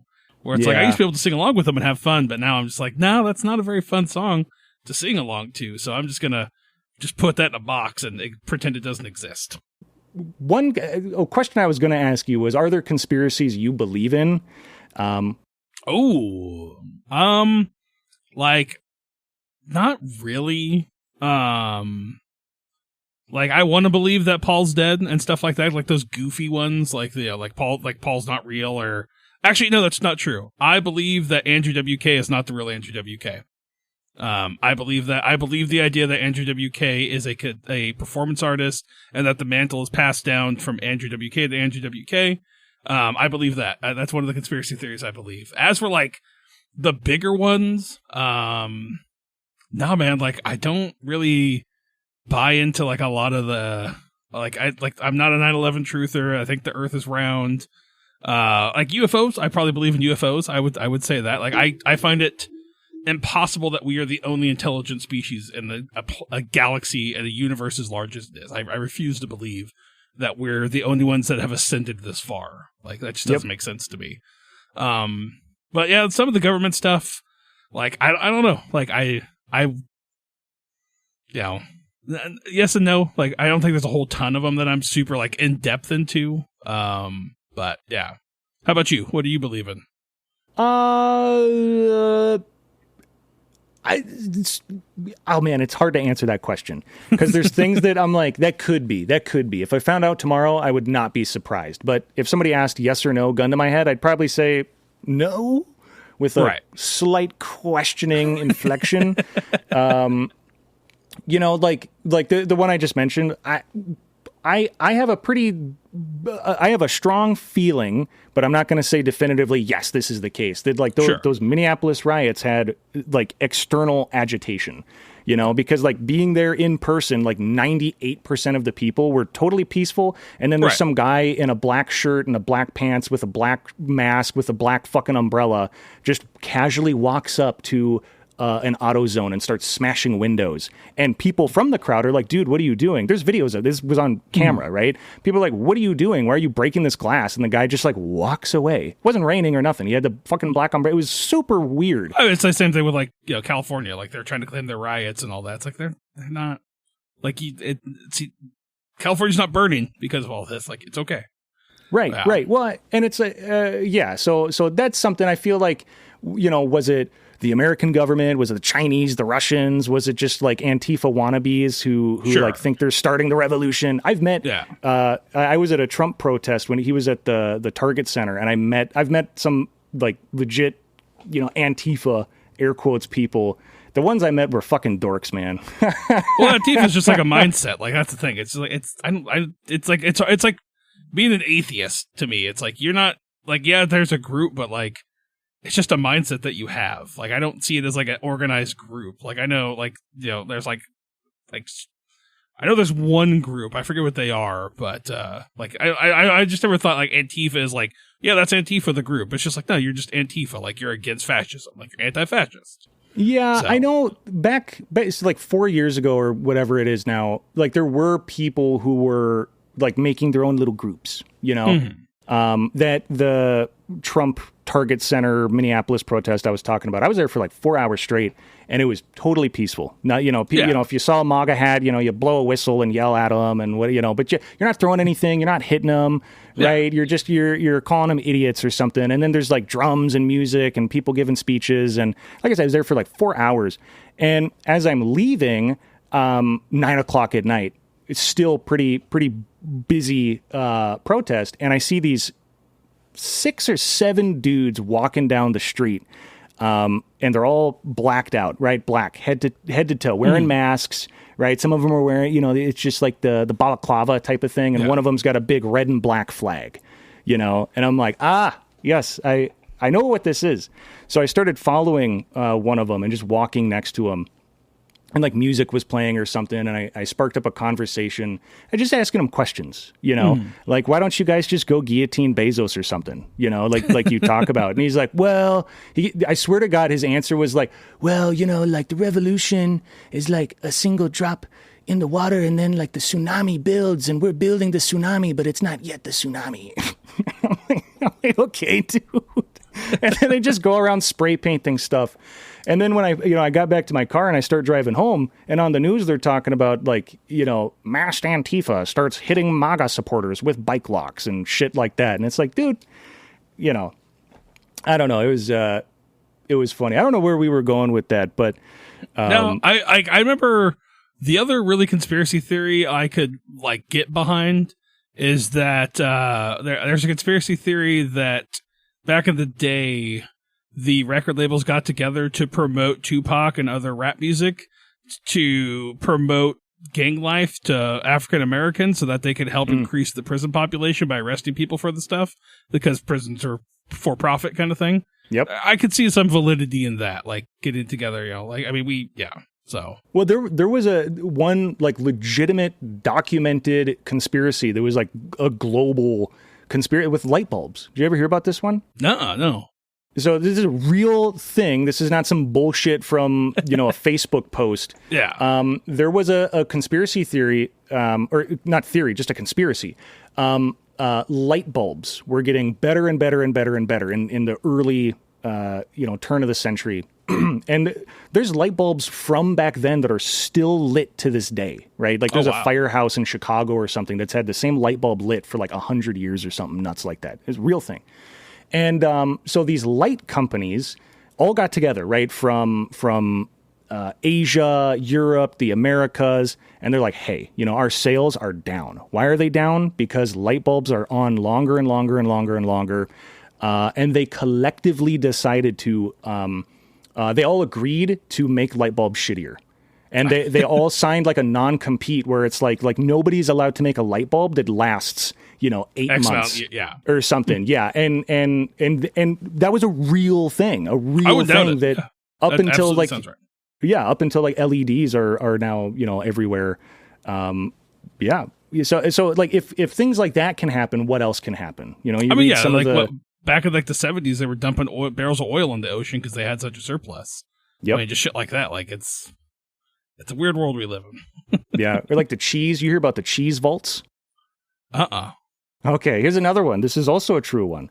So the dairy farmers are a very important piece of America, right? Right. And there was a period of time where there was a massive, I can't remember what year it was, like the 70s or something, maybe the 80s, where there was a massive surplus of dairy. Was they could not sell enough of it, and it was driving prices down, and it was like ruining dairy farmers. So the U.S. government stepped in and bought a shit ton of the surplus dairy to kind of, help the farmers, help the economy, help prices, all that shit. And they did not know what to do with all of this fucking dairy. So they turned it all into cheese. And they had more cheese than they knew what to do with. So they started putting it into like doomsday bunkers and vaults. And that's where some of the got milk advertising came from, like that type of stuff. That was funded by the government. Right, to help milk sales. Yeah, that's why I remember learning that milk, up until that point, like, we basically created a reason for you to drink milk. It's like, it helps your bones. It's like, how does it help your bones? How does drinking all that shit? So. And cheese, like pizza, it was tied into all these different things where like the government was trying to pawn off all this cheese and putting it in schools and making deals with like Papa John's or Domino's or whatever. I don't remember all the exact details, but like that's also a real documented, unclassified thing that that's less malicious, right, than other things. But I remember watching like stuff on the Kennedy assassinations and stuff like one of the first Delta Green campaign I ever created was based off of the JFK assassinations, and so I watched a lot of stuff on that and like did a whole ton of study for that time period, like to the point I'm pretty sure I'm on a list. Like I have to be on a list. Like there was just a lot of Googling to look into it. Yep. And that was just like the setup. Like that actually had nothing to do with the JFK assassination. Like it was just his assassination kicked off the plot. But I want to make sure like it was accurate to all that stuff. So that's always something that freaks me out. Like Googling things for anything you're writing, it's like, well, how heavy is a stick of dynamite? How long is a stick of dynamite good for? Well, how do you? You get it. What is the CIA? What is their standard issue revolver? Like stuff like that. Like where are their campuses located? What is the airspeed velocity of an unladen swallow? It's just so much random shit. Like there's half the stuff I never thought I would Google or try to figure out as I was running the game. I'm like, yeah, I guess I need to know that now. Like, 'cause someone's gonna ask, and I gotta be prepared. Like, at what point does a human reach terminal velocity? Yeah, like shit like that. Yeah, for sure. It's super fun. Like, cause even doing the haunted trails, like I was going through, I'm like, all right, like I've set into this year, like, are steamboats available? Because I want to have a steamboat. Like, okay, cool, steamboats were around. Like, cool, perfect. Like, just doing all the research of, like, where was Colorado during that time period? Like, how far advanced, like, was Denver established? All that kind of stuff. Trying to figure out the history of Colorado and all these things. So, it was interesting. I like doing that stuff. Like, when I ran another campaign, I guess part of a campaign I had set in Colorado. for a home game I did, and I based it off of what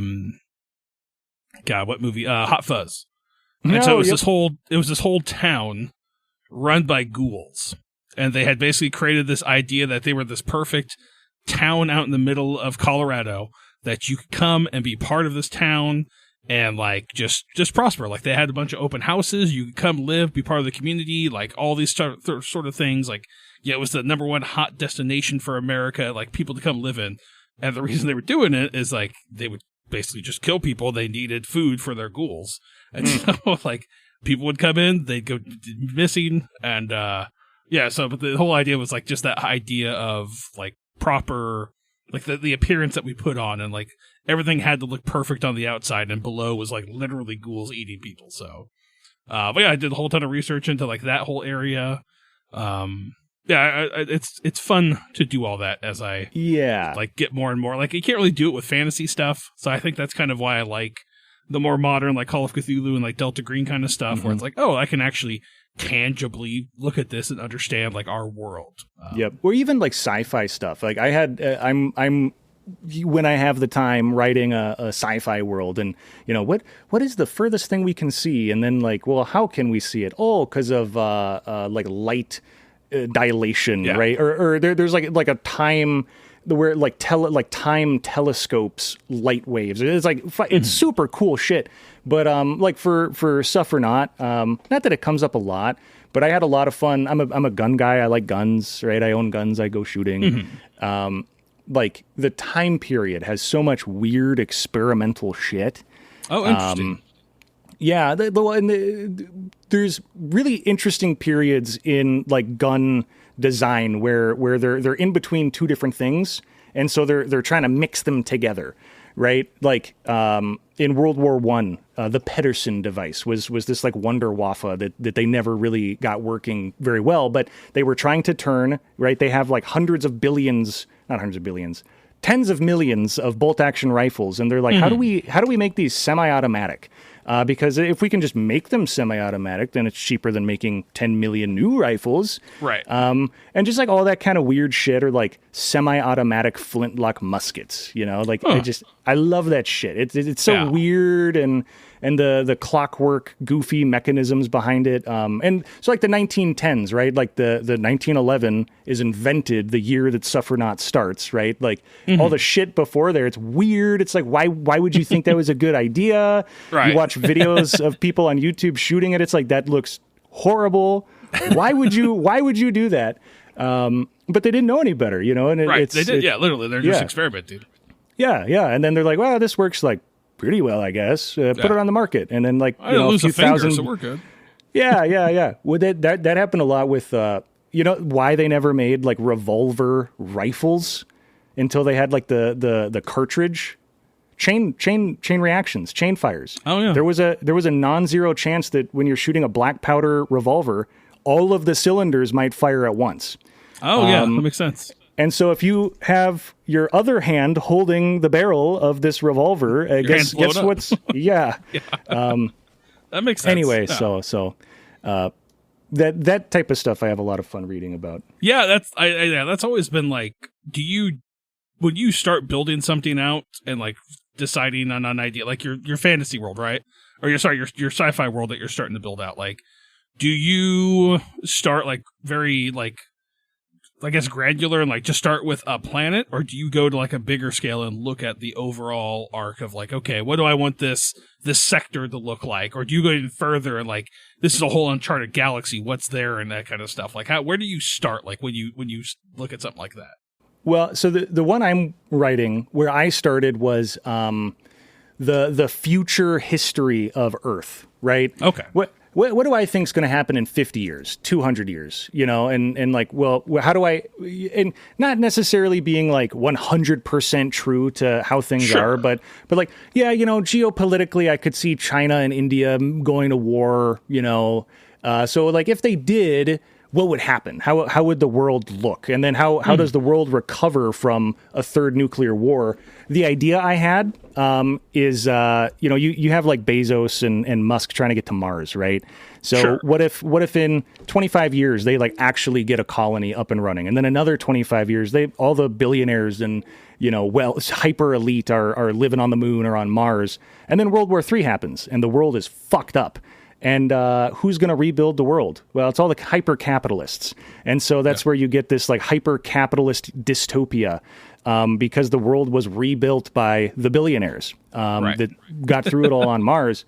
And then, you fast forward and just year after year. And then it's like, okay, well, how do they do faster than light travel? Well, okay, how do they do faster than light communications? And it's that's what I love like about travelers. Like they don't have that. Like they don't have faster than light communication.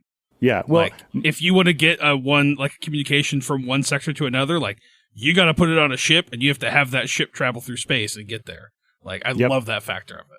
Well, my idea was, and please nobody steal this. Okay, timestamp this. Trademark. Is they would, it's hundreds of years after faster than light travel has been invented, right? Like, and I'm like, okay, there's got to be a way. And my idea was drones that act almost like carrier pigeons, right? They're constantly, going FTL through lanes. So there's information lanes that are heavily guarded by, the military.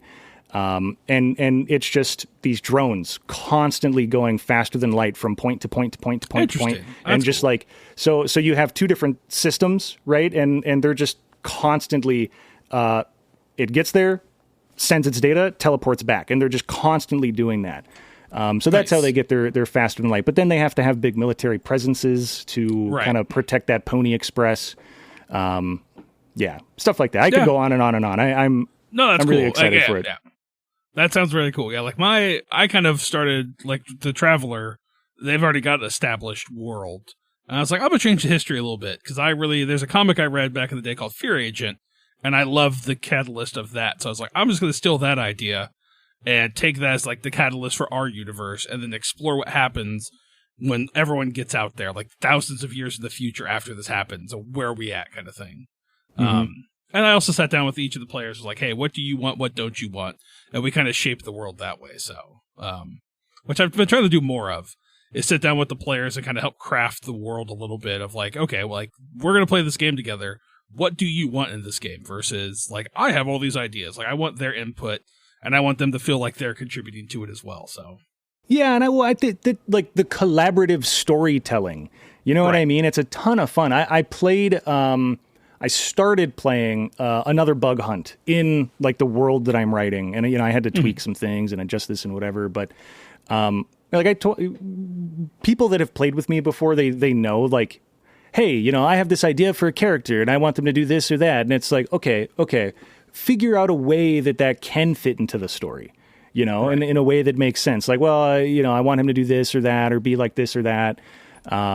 And just like and sometimes you got to figure it out on the fly, and then you integrate it, and then you have this like really awesome thread that you have to pull later on. But Mothership is a great system, by the way. It's probably one of my favorite systems I've discovered in the past year. I am 110% the next show that I like write DM will be in Mothership.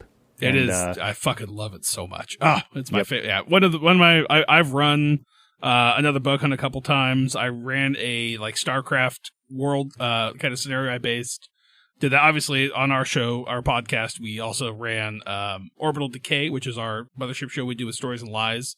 So yeah, I fucking love Mothership. I can't wait to play more of it. So yeah, I'm really excited to play more of it. Well, and also the like Suffer Not, I will say also is going to go through the ages. The whole thing is not going to be in the 1910s, right? Mm-hmm. At a certain point, the story of Tate Clay and Bertie Johnson and the commission of preternatural and metaphysical phenomena will be explored to a satisfactory point.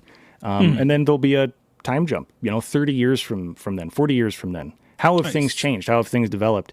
I have an outline for how the show may or may not go. Nice. All subject to change. And if it ends, if book 1 ends the way that I think it will, it's going to be really interesting to see how things shake up 30 years from then. You know. So are you kind of approaching this network that you guys are putting together as Suffer Not will be the only show that you put out on Patreon? Like, it will always be Suffer Not, or do you guys plan on doing other shows be released alongside of it, or like have you guys put much thought into that? I have, and Sadesky and I have talked a lot about it. Yes, like I want to make more shows and put them out, and you know, like the Patreon helps cover the costs, right? Like, you know, shit's expensive, man. Okay, you know that, right? But yeah, like I would like in a perfect world where, you know, things are monetized and I'm able to pay my bills by doing this type of thing. Yeah, I there would be Suffer Not, and there would be Suffer Yes, and there would be Sleeping High. Yeah, like there'd be all kinds of shows out there, and like I have ideas. It's just, you know, I work a lot. Yeah, that definitely kills it. Like I've got right now as we record, I have to write intros for the rest of the Haunted Trail stuff, and then I also have to finish writing the next stuff that we're going to record, which is 13th Age Second Edition. So I got to put that together and get that all put together by Sunday when we record next. So it's just keep piling stuff on my plate. And I'm like, I'll get there.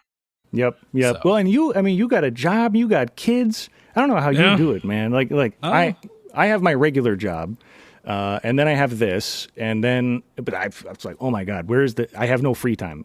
I have free time, but like, I got about like an hour and a half a night to like, that's my time to do stuff. So I'm like, if I'm not playing Obscura Expedition 33, I'm like, well, I probably should work on other stuff. So.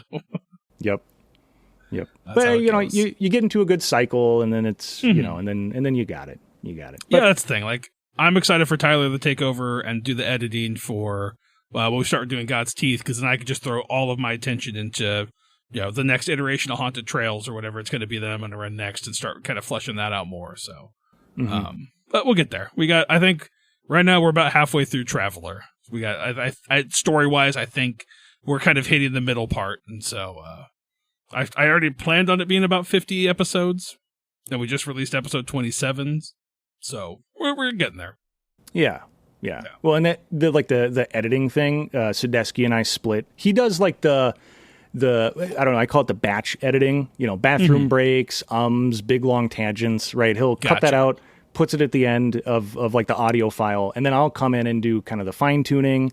You know, the balancing, the sound effects, the music and all that, yeah. Maybe like rearrange a sentence so it sounds better or something. Okay. You know what I mean? Yeah. So that's how. And then I write the show. You know, the artwork. Like I work with the artists and the website. I really at some point want to hire somebody to build a better website. I think it's fine, but we don't even have a website, so you're ahead of us there. So. Really? Oh man, it's pretty easy. Like there's lots of different tools that are very plug and play, and you know you just need to have like a brand image in mind, some good pictures, art, whatever. We just have like the one that comes with our where the fuck it is, your RSS feed thing. Yeah, that's whatever, like Pinecast. We just use, like we get a website from there, so we just use that. So. Yeah. I don't know, I've never been a really big website guy. Like, I remember I did a podcast back in the day called Comics Brew, where we would review comics and beer, and the guy that we did it with was really big on the website. Like, he wanted us to do, like, comic reviews, like, every week have, like, an article up there to write, and I'm like, I don't have that much interesting shit to talk about. Like, I don't. Like, I just don't. And we did. Like, I would figure out things to talk about, and like I did a whole retrospective series talking about my favorite comic, Scalped, and stuff like that. So yeah, I remember looking up Scalped when you mentioned it last time. It looked really cool. Oh, man, but like for us, the website is just who are we? What do we do? You know, and then like merch. You know, the shirts and the stickers and the hats, and I try to. Like the shirts especially, there's a type of like graphic long sleeve that I wear all the time, you know, with like the Labyrinth or They Live. I have a really cool glow in the dark They Live one where it's got designs on all the way down the arms and everything. I love that shit. So that was like my thing. I'm like, I need that on the website at least. So yeah, I don't know. I don't think we're at a merch point yet. I don't know what we'd make merch of too. Like that's kind of where we're at. Like I don't really know. That's not something we've ever really discussed. Like we've made jokes about making merch out of certain like comments we've made, but we've never actually pulled the trigger on sitting down and doing it. So, but yeah, I really thought about there was a. Well, I shouldn't. It would be a spoiler if I brought it up, but I mean, there's certain basic ones. hat, right? Stickers, right? Yeah. Shit like and that. It's pretty easy nowadays. Like most of their sites that will just they have like they custom make it when someone orders it, right? They just put it on there and send it to you. Yeah, like Redbubble, I think is the one or whatever. There's a handful now that you can do, and like these hats, for example, right? It's thread. It's not like just a cheap like print on or something. It's not like a patch on it or something. That's cool. Yeah. And the website we go through, and I can message it to you afterward. Sure. You get like a sample, a number of samples every month where you can order something with a design at cost just to check it out. So like we did that. We ordered the shirts and the stickers and the sweaters and bullshit before because I don't want to sell something. I don't want people buying something that fucking sucks. Right, I'm with you. Yeah. That makes valid sense. So yeah, and it's super easy to take. If you have the art, you have the graphics and whatnot. You just upload it. The margin's not as good. Like when we did Sleeping Low, the like limited edition shirts we did. We spent a boatload of money on a bunch of shirts that we ended up just giving away. So, you don't have to worry about that when you go through those websites. At some point, exactly. I would like to do that, because then you can have a more like integrated experience with like making the merch, but we're not at that point. Right, exactly. That's kind of the like I'm trying to plan when I'm like given like here's what I think we can accomplish this year, and then here's what I think we can look at next year and stuff like that. Trying to get some sort of forecast because I don't know. That's the way my brain works. Like I'm constantly, I not necessarily like what's next for us. Just like okay, here's what we can do content wise. Here's like a couple ideas I think would be fun for us to do. What do you guys want? Get their input too. So a lot of that's just trying to figure it out. Make sure we have enough recorded. Making sure we have enough time to transition if we're going to transition and whatnot. That's the big key right now. So, do you guys do any? And this doesn't have to be in like the released thing that we're doing, but do you guys do any kind of like marketing? No. I mean, I'll post on Reddit every once in a while. Like I'll post on the Glass Cannon subreddit every once in a while, like when we release new shows. So like they have like a Fan Friday. So like on then I'll do like when we did Traveler, I posted there. When we release like a new arc of Delta, like Dark Thoughts, our Delta Green show, I do it there. I'm gonna do one this Friday for Haunted Trails. I'm gonna put it up on there. But other than that, no. I mean, I'll post on the Pretend to Be People subreddit or the Discord every once in a while. I'll pop on there and put like in the self promo. No, I mean, I hate social media, so I post on Blue Sky is the one we use. Yep. We have an Instagram, but I don't want to use it. So I've been basically like, I told the others like, this is, if you guys want to post stuff, go for it. Like I'm not going to use this anymore. So, but someone please keep this up. And I don't think anybody has. I think pretty much I'm the only person doing promotion for the show. Yeah. So. Yeah. Like, I've been printing out, like posters, with like the QR code and Old Parasol Productions brings you, so let it be written, right? And, I've handed those out before. That's a lot of fun. I don't know if you've interacted with people like in real life that are interested in the show or whatever. So this year for Glass Cannon in Seattle, last year, and they did Portland only. I make dice on the side. That's just something I've been doing for a while. I had a bunch of just leftover dice that I were like, the sets didn't fully form, so I just had bits and bobs. So I packaged them all. I made a bunch of business cards for us, and then I reached out to Stories and Lies and got business cards from them. And I just got a bunch of bags and I put 2 business cards and a random dice in there. And we handed them out in Portland. And then Jake this year handed them out in Seattle. And so it was like, I'm on random Discords and people are like, hey man, I just saw your guys' business card at Glass Cannon in Seattle. I'm like, oh, cool. Like, at least somebody like got a dice. Like, dope. But it's kind of like a thing of like, I've got all this extra shit just laying here. If anything, they're going to be stoked to get a random die. And then if they listen to the show, cool. But the first year we did it, Jake is the better one at talking to people of all of us. Like, he's the much more charismatic. So he left the show a little bit early, went outside and started handing out business cards that we had. And the first dude just instantly just started talking about the stuff and like talking. Yeah, it was wild. But yeah. I was at I do a lot of writing and editing at coffee shops. I need I need to be in like a dedicated workspace, like without the temptations of video games and whatever devilish things. But like I was at a coffee. I have a friend who's writing an album, and so him and I will go to a coffee shop and write. And I printed out. I have 4 chapters of the show like prepped, and I have like the artwork and whatnot and posters and bullshit. And nice. So I was showing them to my friend. I was like, okay, so I got chapter 1, 2, 3, 4. Right, this which one do you like? What's your favorite? Just to get his opinion. And he picked So Let It Be Written, the one right now, was his least favorite. And then he picked a different one was his favorite. And I was like, huh, okay. So I looked up at the barista. There were a couple baristas. I was like, hey, can I just ask you just an opinion question? And I laid them out, and I'm like, which one of these is your favorite? And she was like, oh, that one. And she picked the So Let It Be Written one. And I'm like, boom, like in my friend's face. And then she's like, oh, what is it? So I start explaining it. And, I explain it like, if it's somebody that's a little nerdy, like, oh, think like, a Critical Role type of thing, but, more produced, sound effects, maybe whatever, but like X-Files, but like 1910. I have this whole thing. Mm-hmm. And as soon as I said Critical Role, one of the other baristas comes up and is like, what? And as soon as I said Call of Cthulhu, she's like, oh, I love Call of Cthulhu.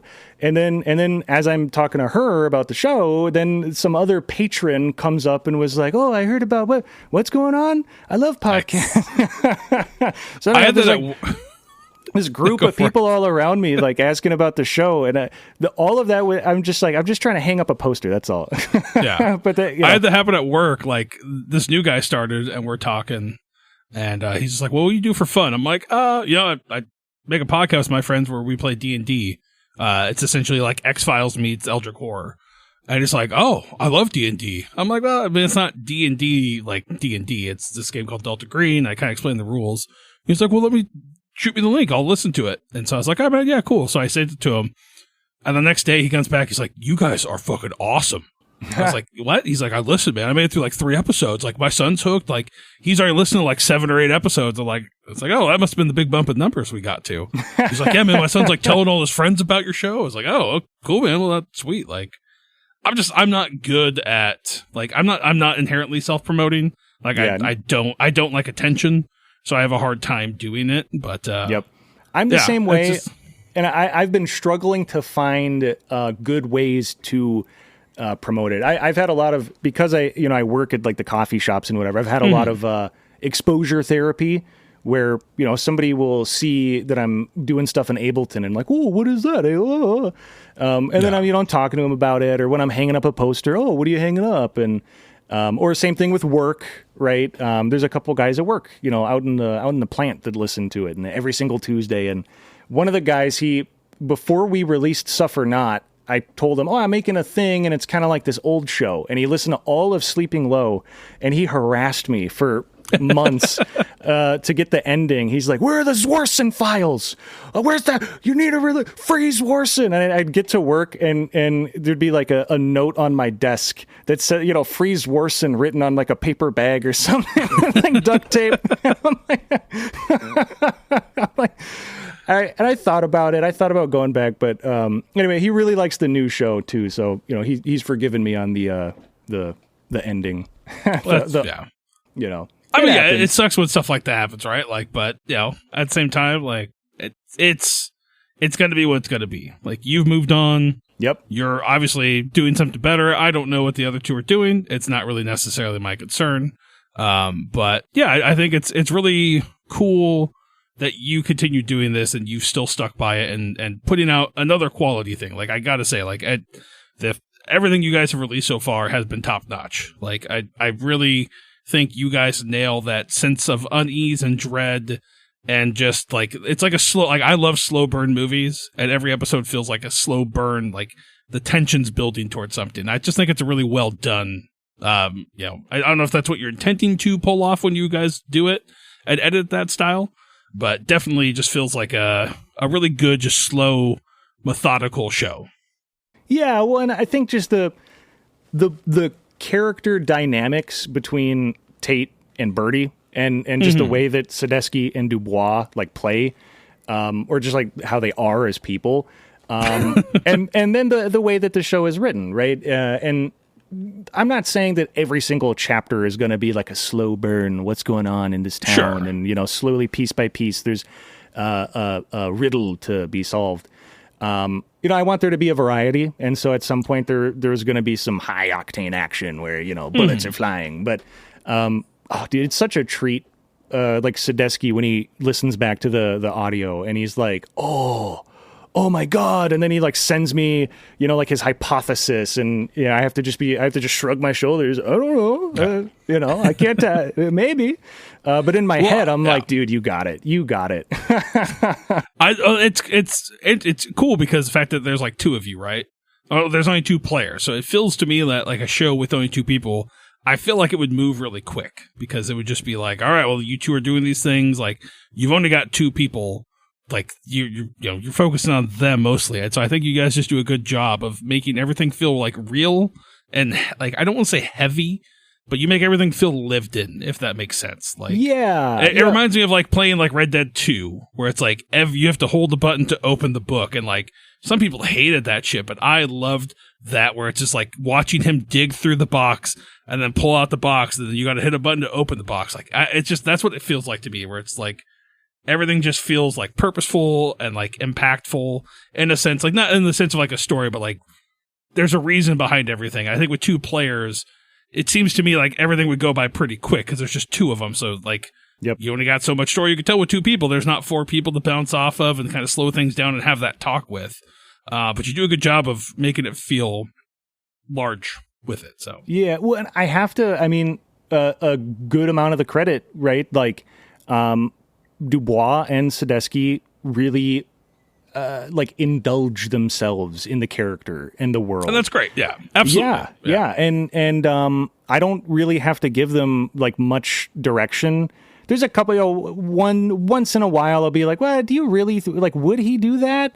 And either they'll say, oh yeah, he would, or they'll say, yeah, I forgot about that. But I really don't have to do that hardly ever. I've had to do that a lot more with other people, and don't get me wrong. I like play tested people before we settled, not settled, but graciously picked. You decided upon.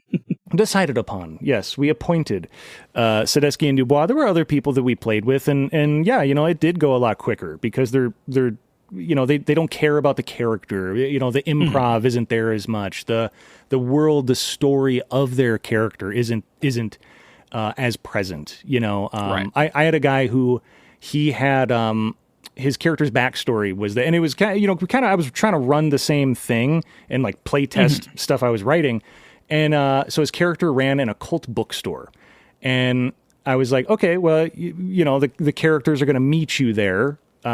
And, we played it out, role played. When they get to the bookstore, I'm like, okay, what does your bookstore look like? And he's like, I don't know. A bookstore. Yeah. It just wasn't there. And, we all collectively would have to sit there and like, well, does it have windows? What's in the windows? Does it have shelves? What's on the shelves? How's it organized?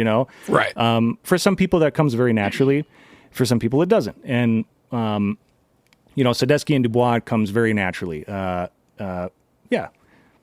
Absolutely, yeah. They are definitely two awesome. They're really great at living in the world and making it feel real. And yeah, they definitely both feel like real characters. Like they don't feel like they're Yeah, it's I wonder how much of them is actually in that character versus not. Like, that's kind of what I'm trying to figure out. I was like, is this something like he's really into and that's why I put it in this character? Like, just kind of that kind of stuff. I can say, as somebody who knows them both pretty well, Birdie and Dubois in real life have not a lot in common. Okay. Birdie Johnson is definitely not a self-insert character. I don't think, at least. Clay, maybe. I don't know. Well, I'll let you keep thinking. But yeah, and like the at home, in between investigations was really important to me. Yeah. Because you, and then there's so much you can do with that. And then, like, if there's drama at home, how does that interact with them during the investigation? Is Birdie going to be thinking about this thing, and then he does a worse job, or they're looking into a Wendigo in the woods, and it's like, hey, Clay, can I talk to you about something? And then they talk about fucking a relationship, or is it, what I mean? Like, those are like human things that I think are impactful, and I think it's something that players really don't ever really focus on too. Like, they're more focused on getting to the story points. So it's really special when you find a character like that. So, well, and like when I write characters, I get so into it. Like, what year were they born? Why are they named what they're named? How did the place that they grew up impact them, into adulthood? What was their family dynamic like? I get so into it. Like, I will print out like a 2-page thing, detailing. I have a lot of fun writing almost what do you call it? Like a dossier on a character. Oh, dang. In like That's the third person, I have a lot of fun. Yeah. Anyway, so when I play, like, I get equally like super hyper into it. Hopefully someday I get to play a character like that. That's the thing. I've yet to play a character for like a long period of time. Like, I made a character for Misha's game she ran for us, but that was like 10 or 11 episodes. Other than that, I really haven't played like a long-term character in a while. So, and even with him, I had the same thing. I was like, okay, like, what's his backstory? Where's he at in life? Like, what's he feeling? Like, what is his motivations for doing this? Why, that kind of thing. Like, yep. Started trying to understand why I'm going to act the way I'm going to act. And instead of just being like, oh yeah, that makes sense for like the story. Like, no, how would so? Yeah. Well, yeah. Like if a character is really good at something, why are they really good at it? If a character has a personality quirk, why? If a character is really, or just, I don't know, just like, interesting characters are usually interesting because they're complicated. There's reasons for things, and you learn and you get to know them, and just like, oh yeah, like, he just like goes to the gun range sometimes. That's why he can like shoot really well. It's like, okay, well, why? like was his dad a big like gun guy, and so he took his son to the range all the time, and that's like the one of the few good memories he had of his alcoholic father, and so he held on to. Yeah. You know what I mean? It's like, and it like right there. It's not hard for me to go down those rabbit holes. It's fun. And I want so badly to be a player again. God, let it happen. Someday. Yeah, that's that's why I'm trying to figure out what I'm going to do for our next Delta Green game that Tyler's going to run. Like, I got to figure out a good character arc for that. So I'll get there. It'll happen. So, well, I think I've eaten up enough of your time. Oh, so you and I, we're in sync. Gotcha. We're in sync.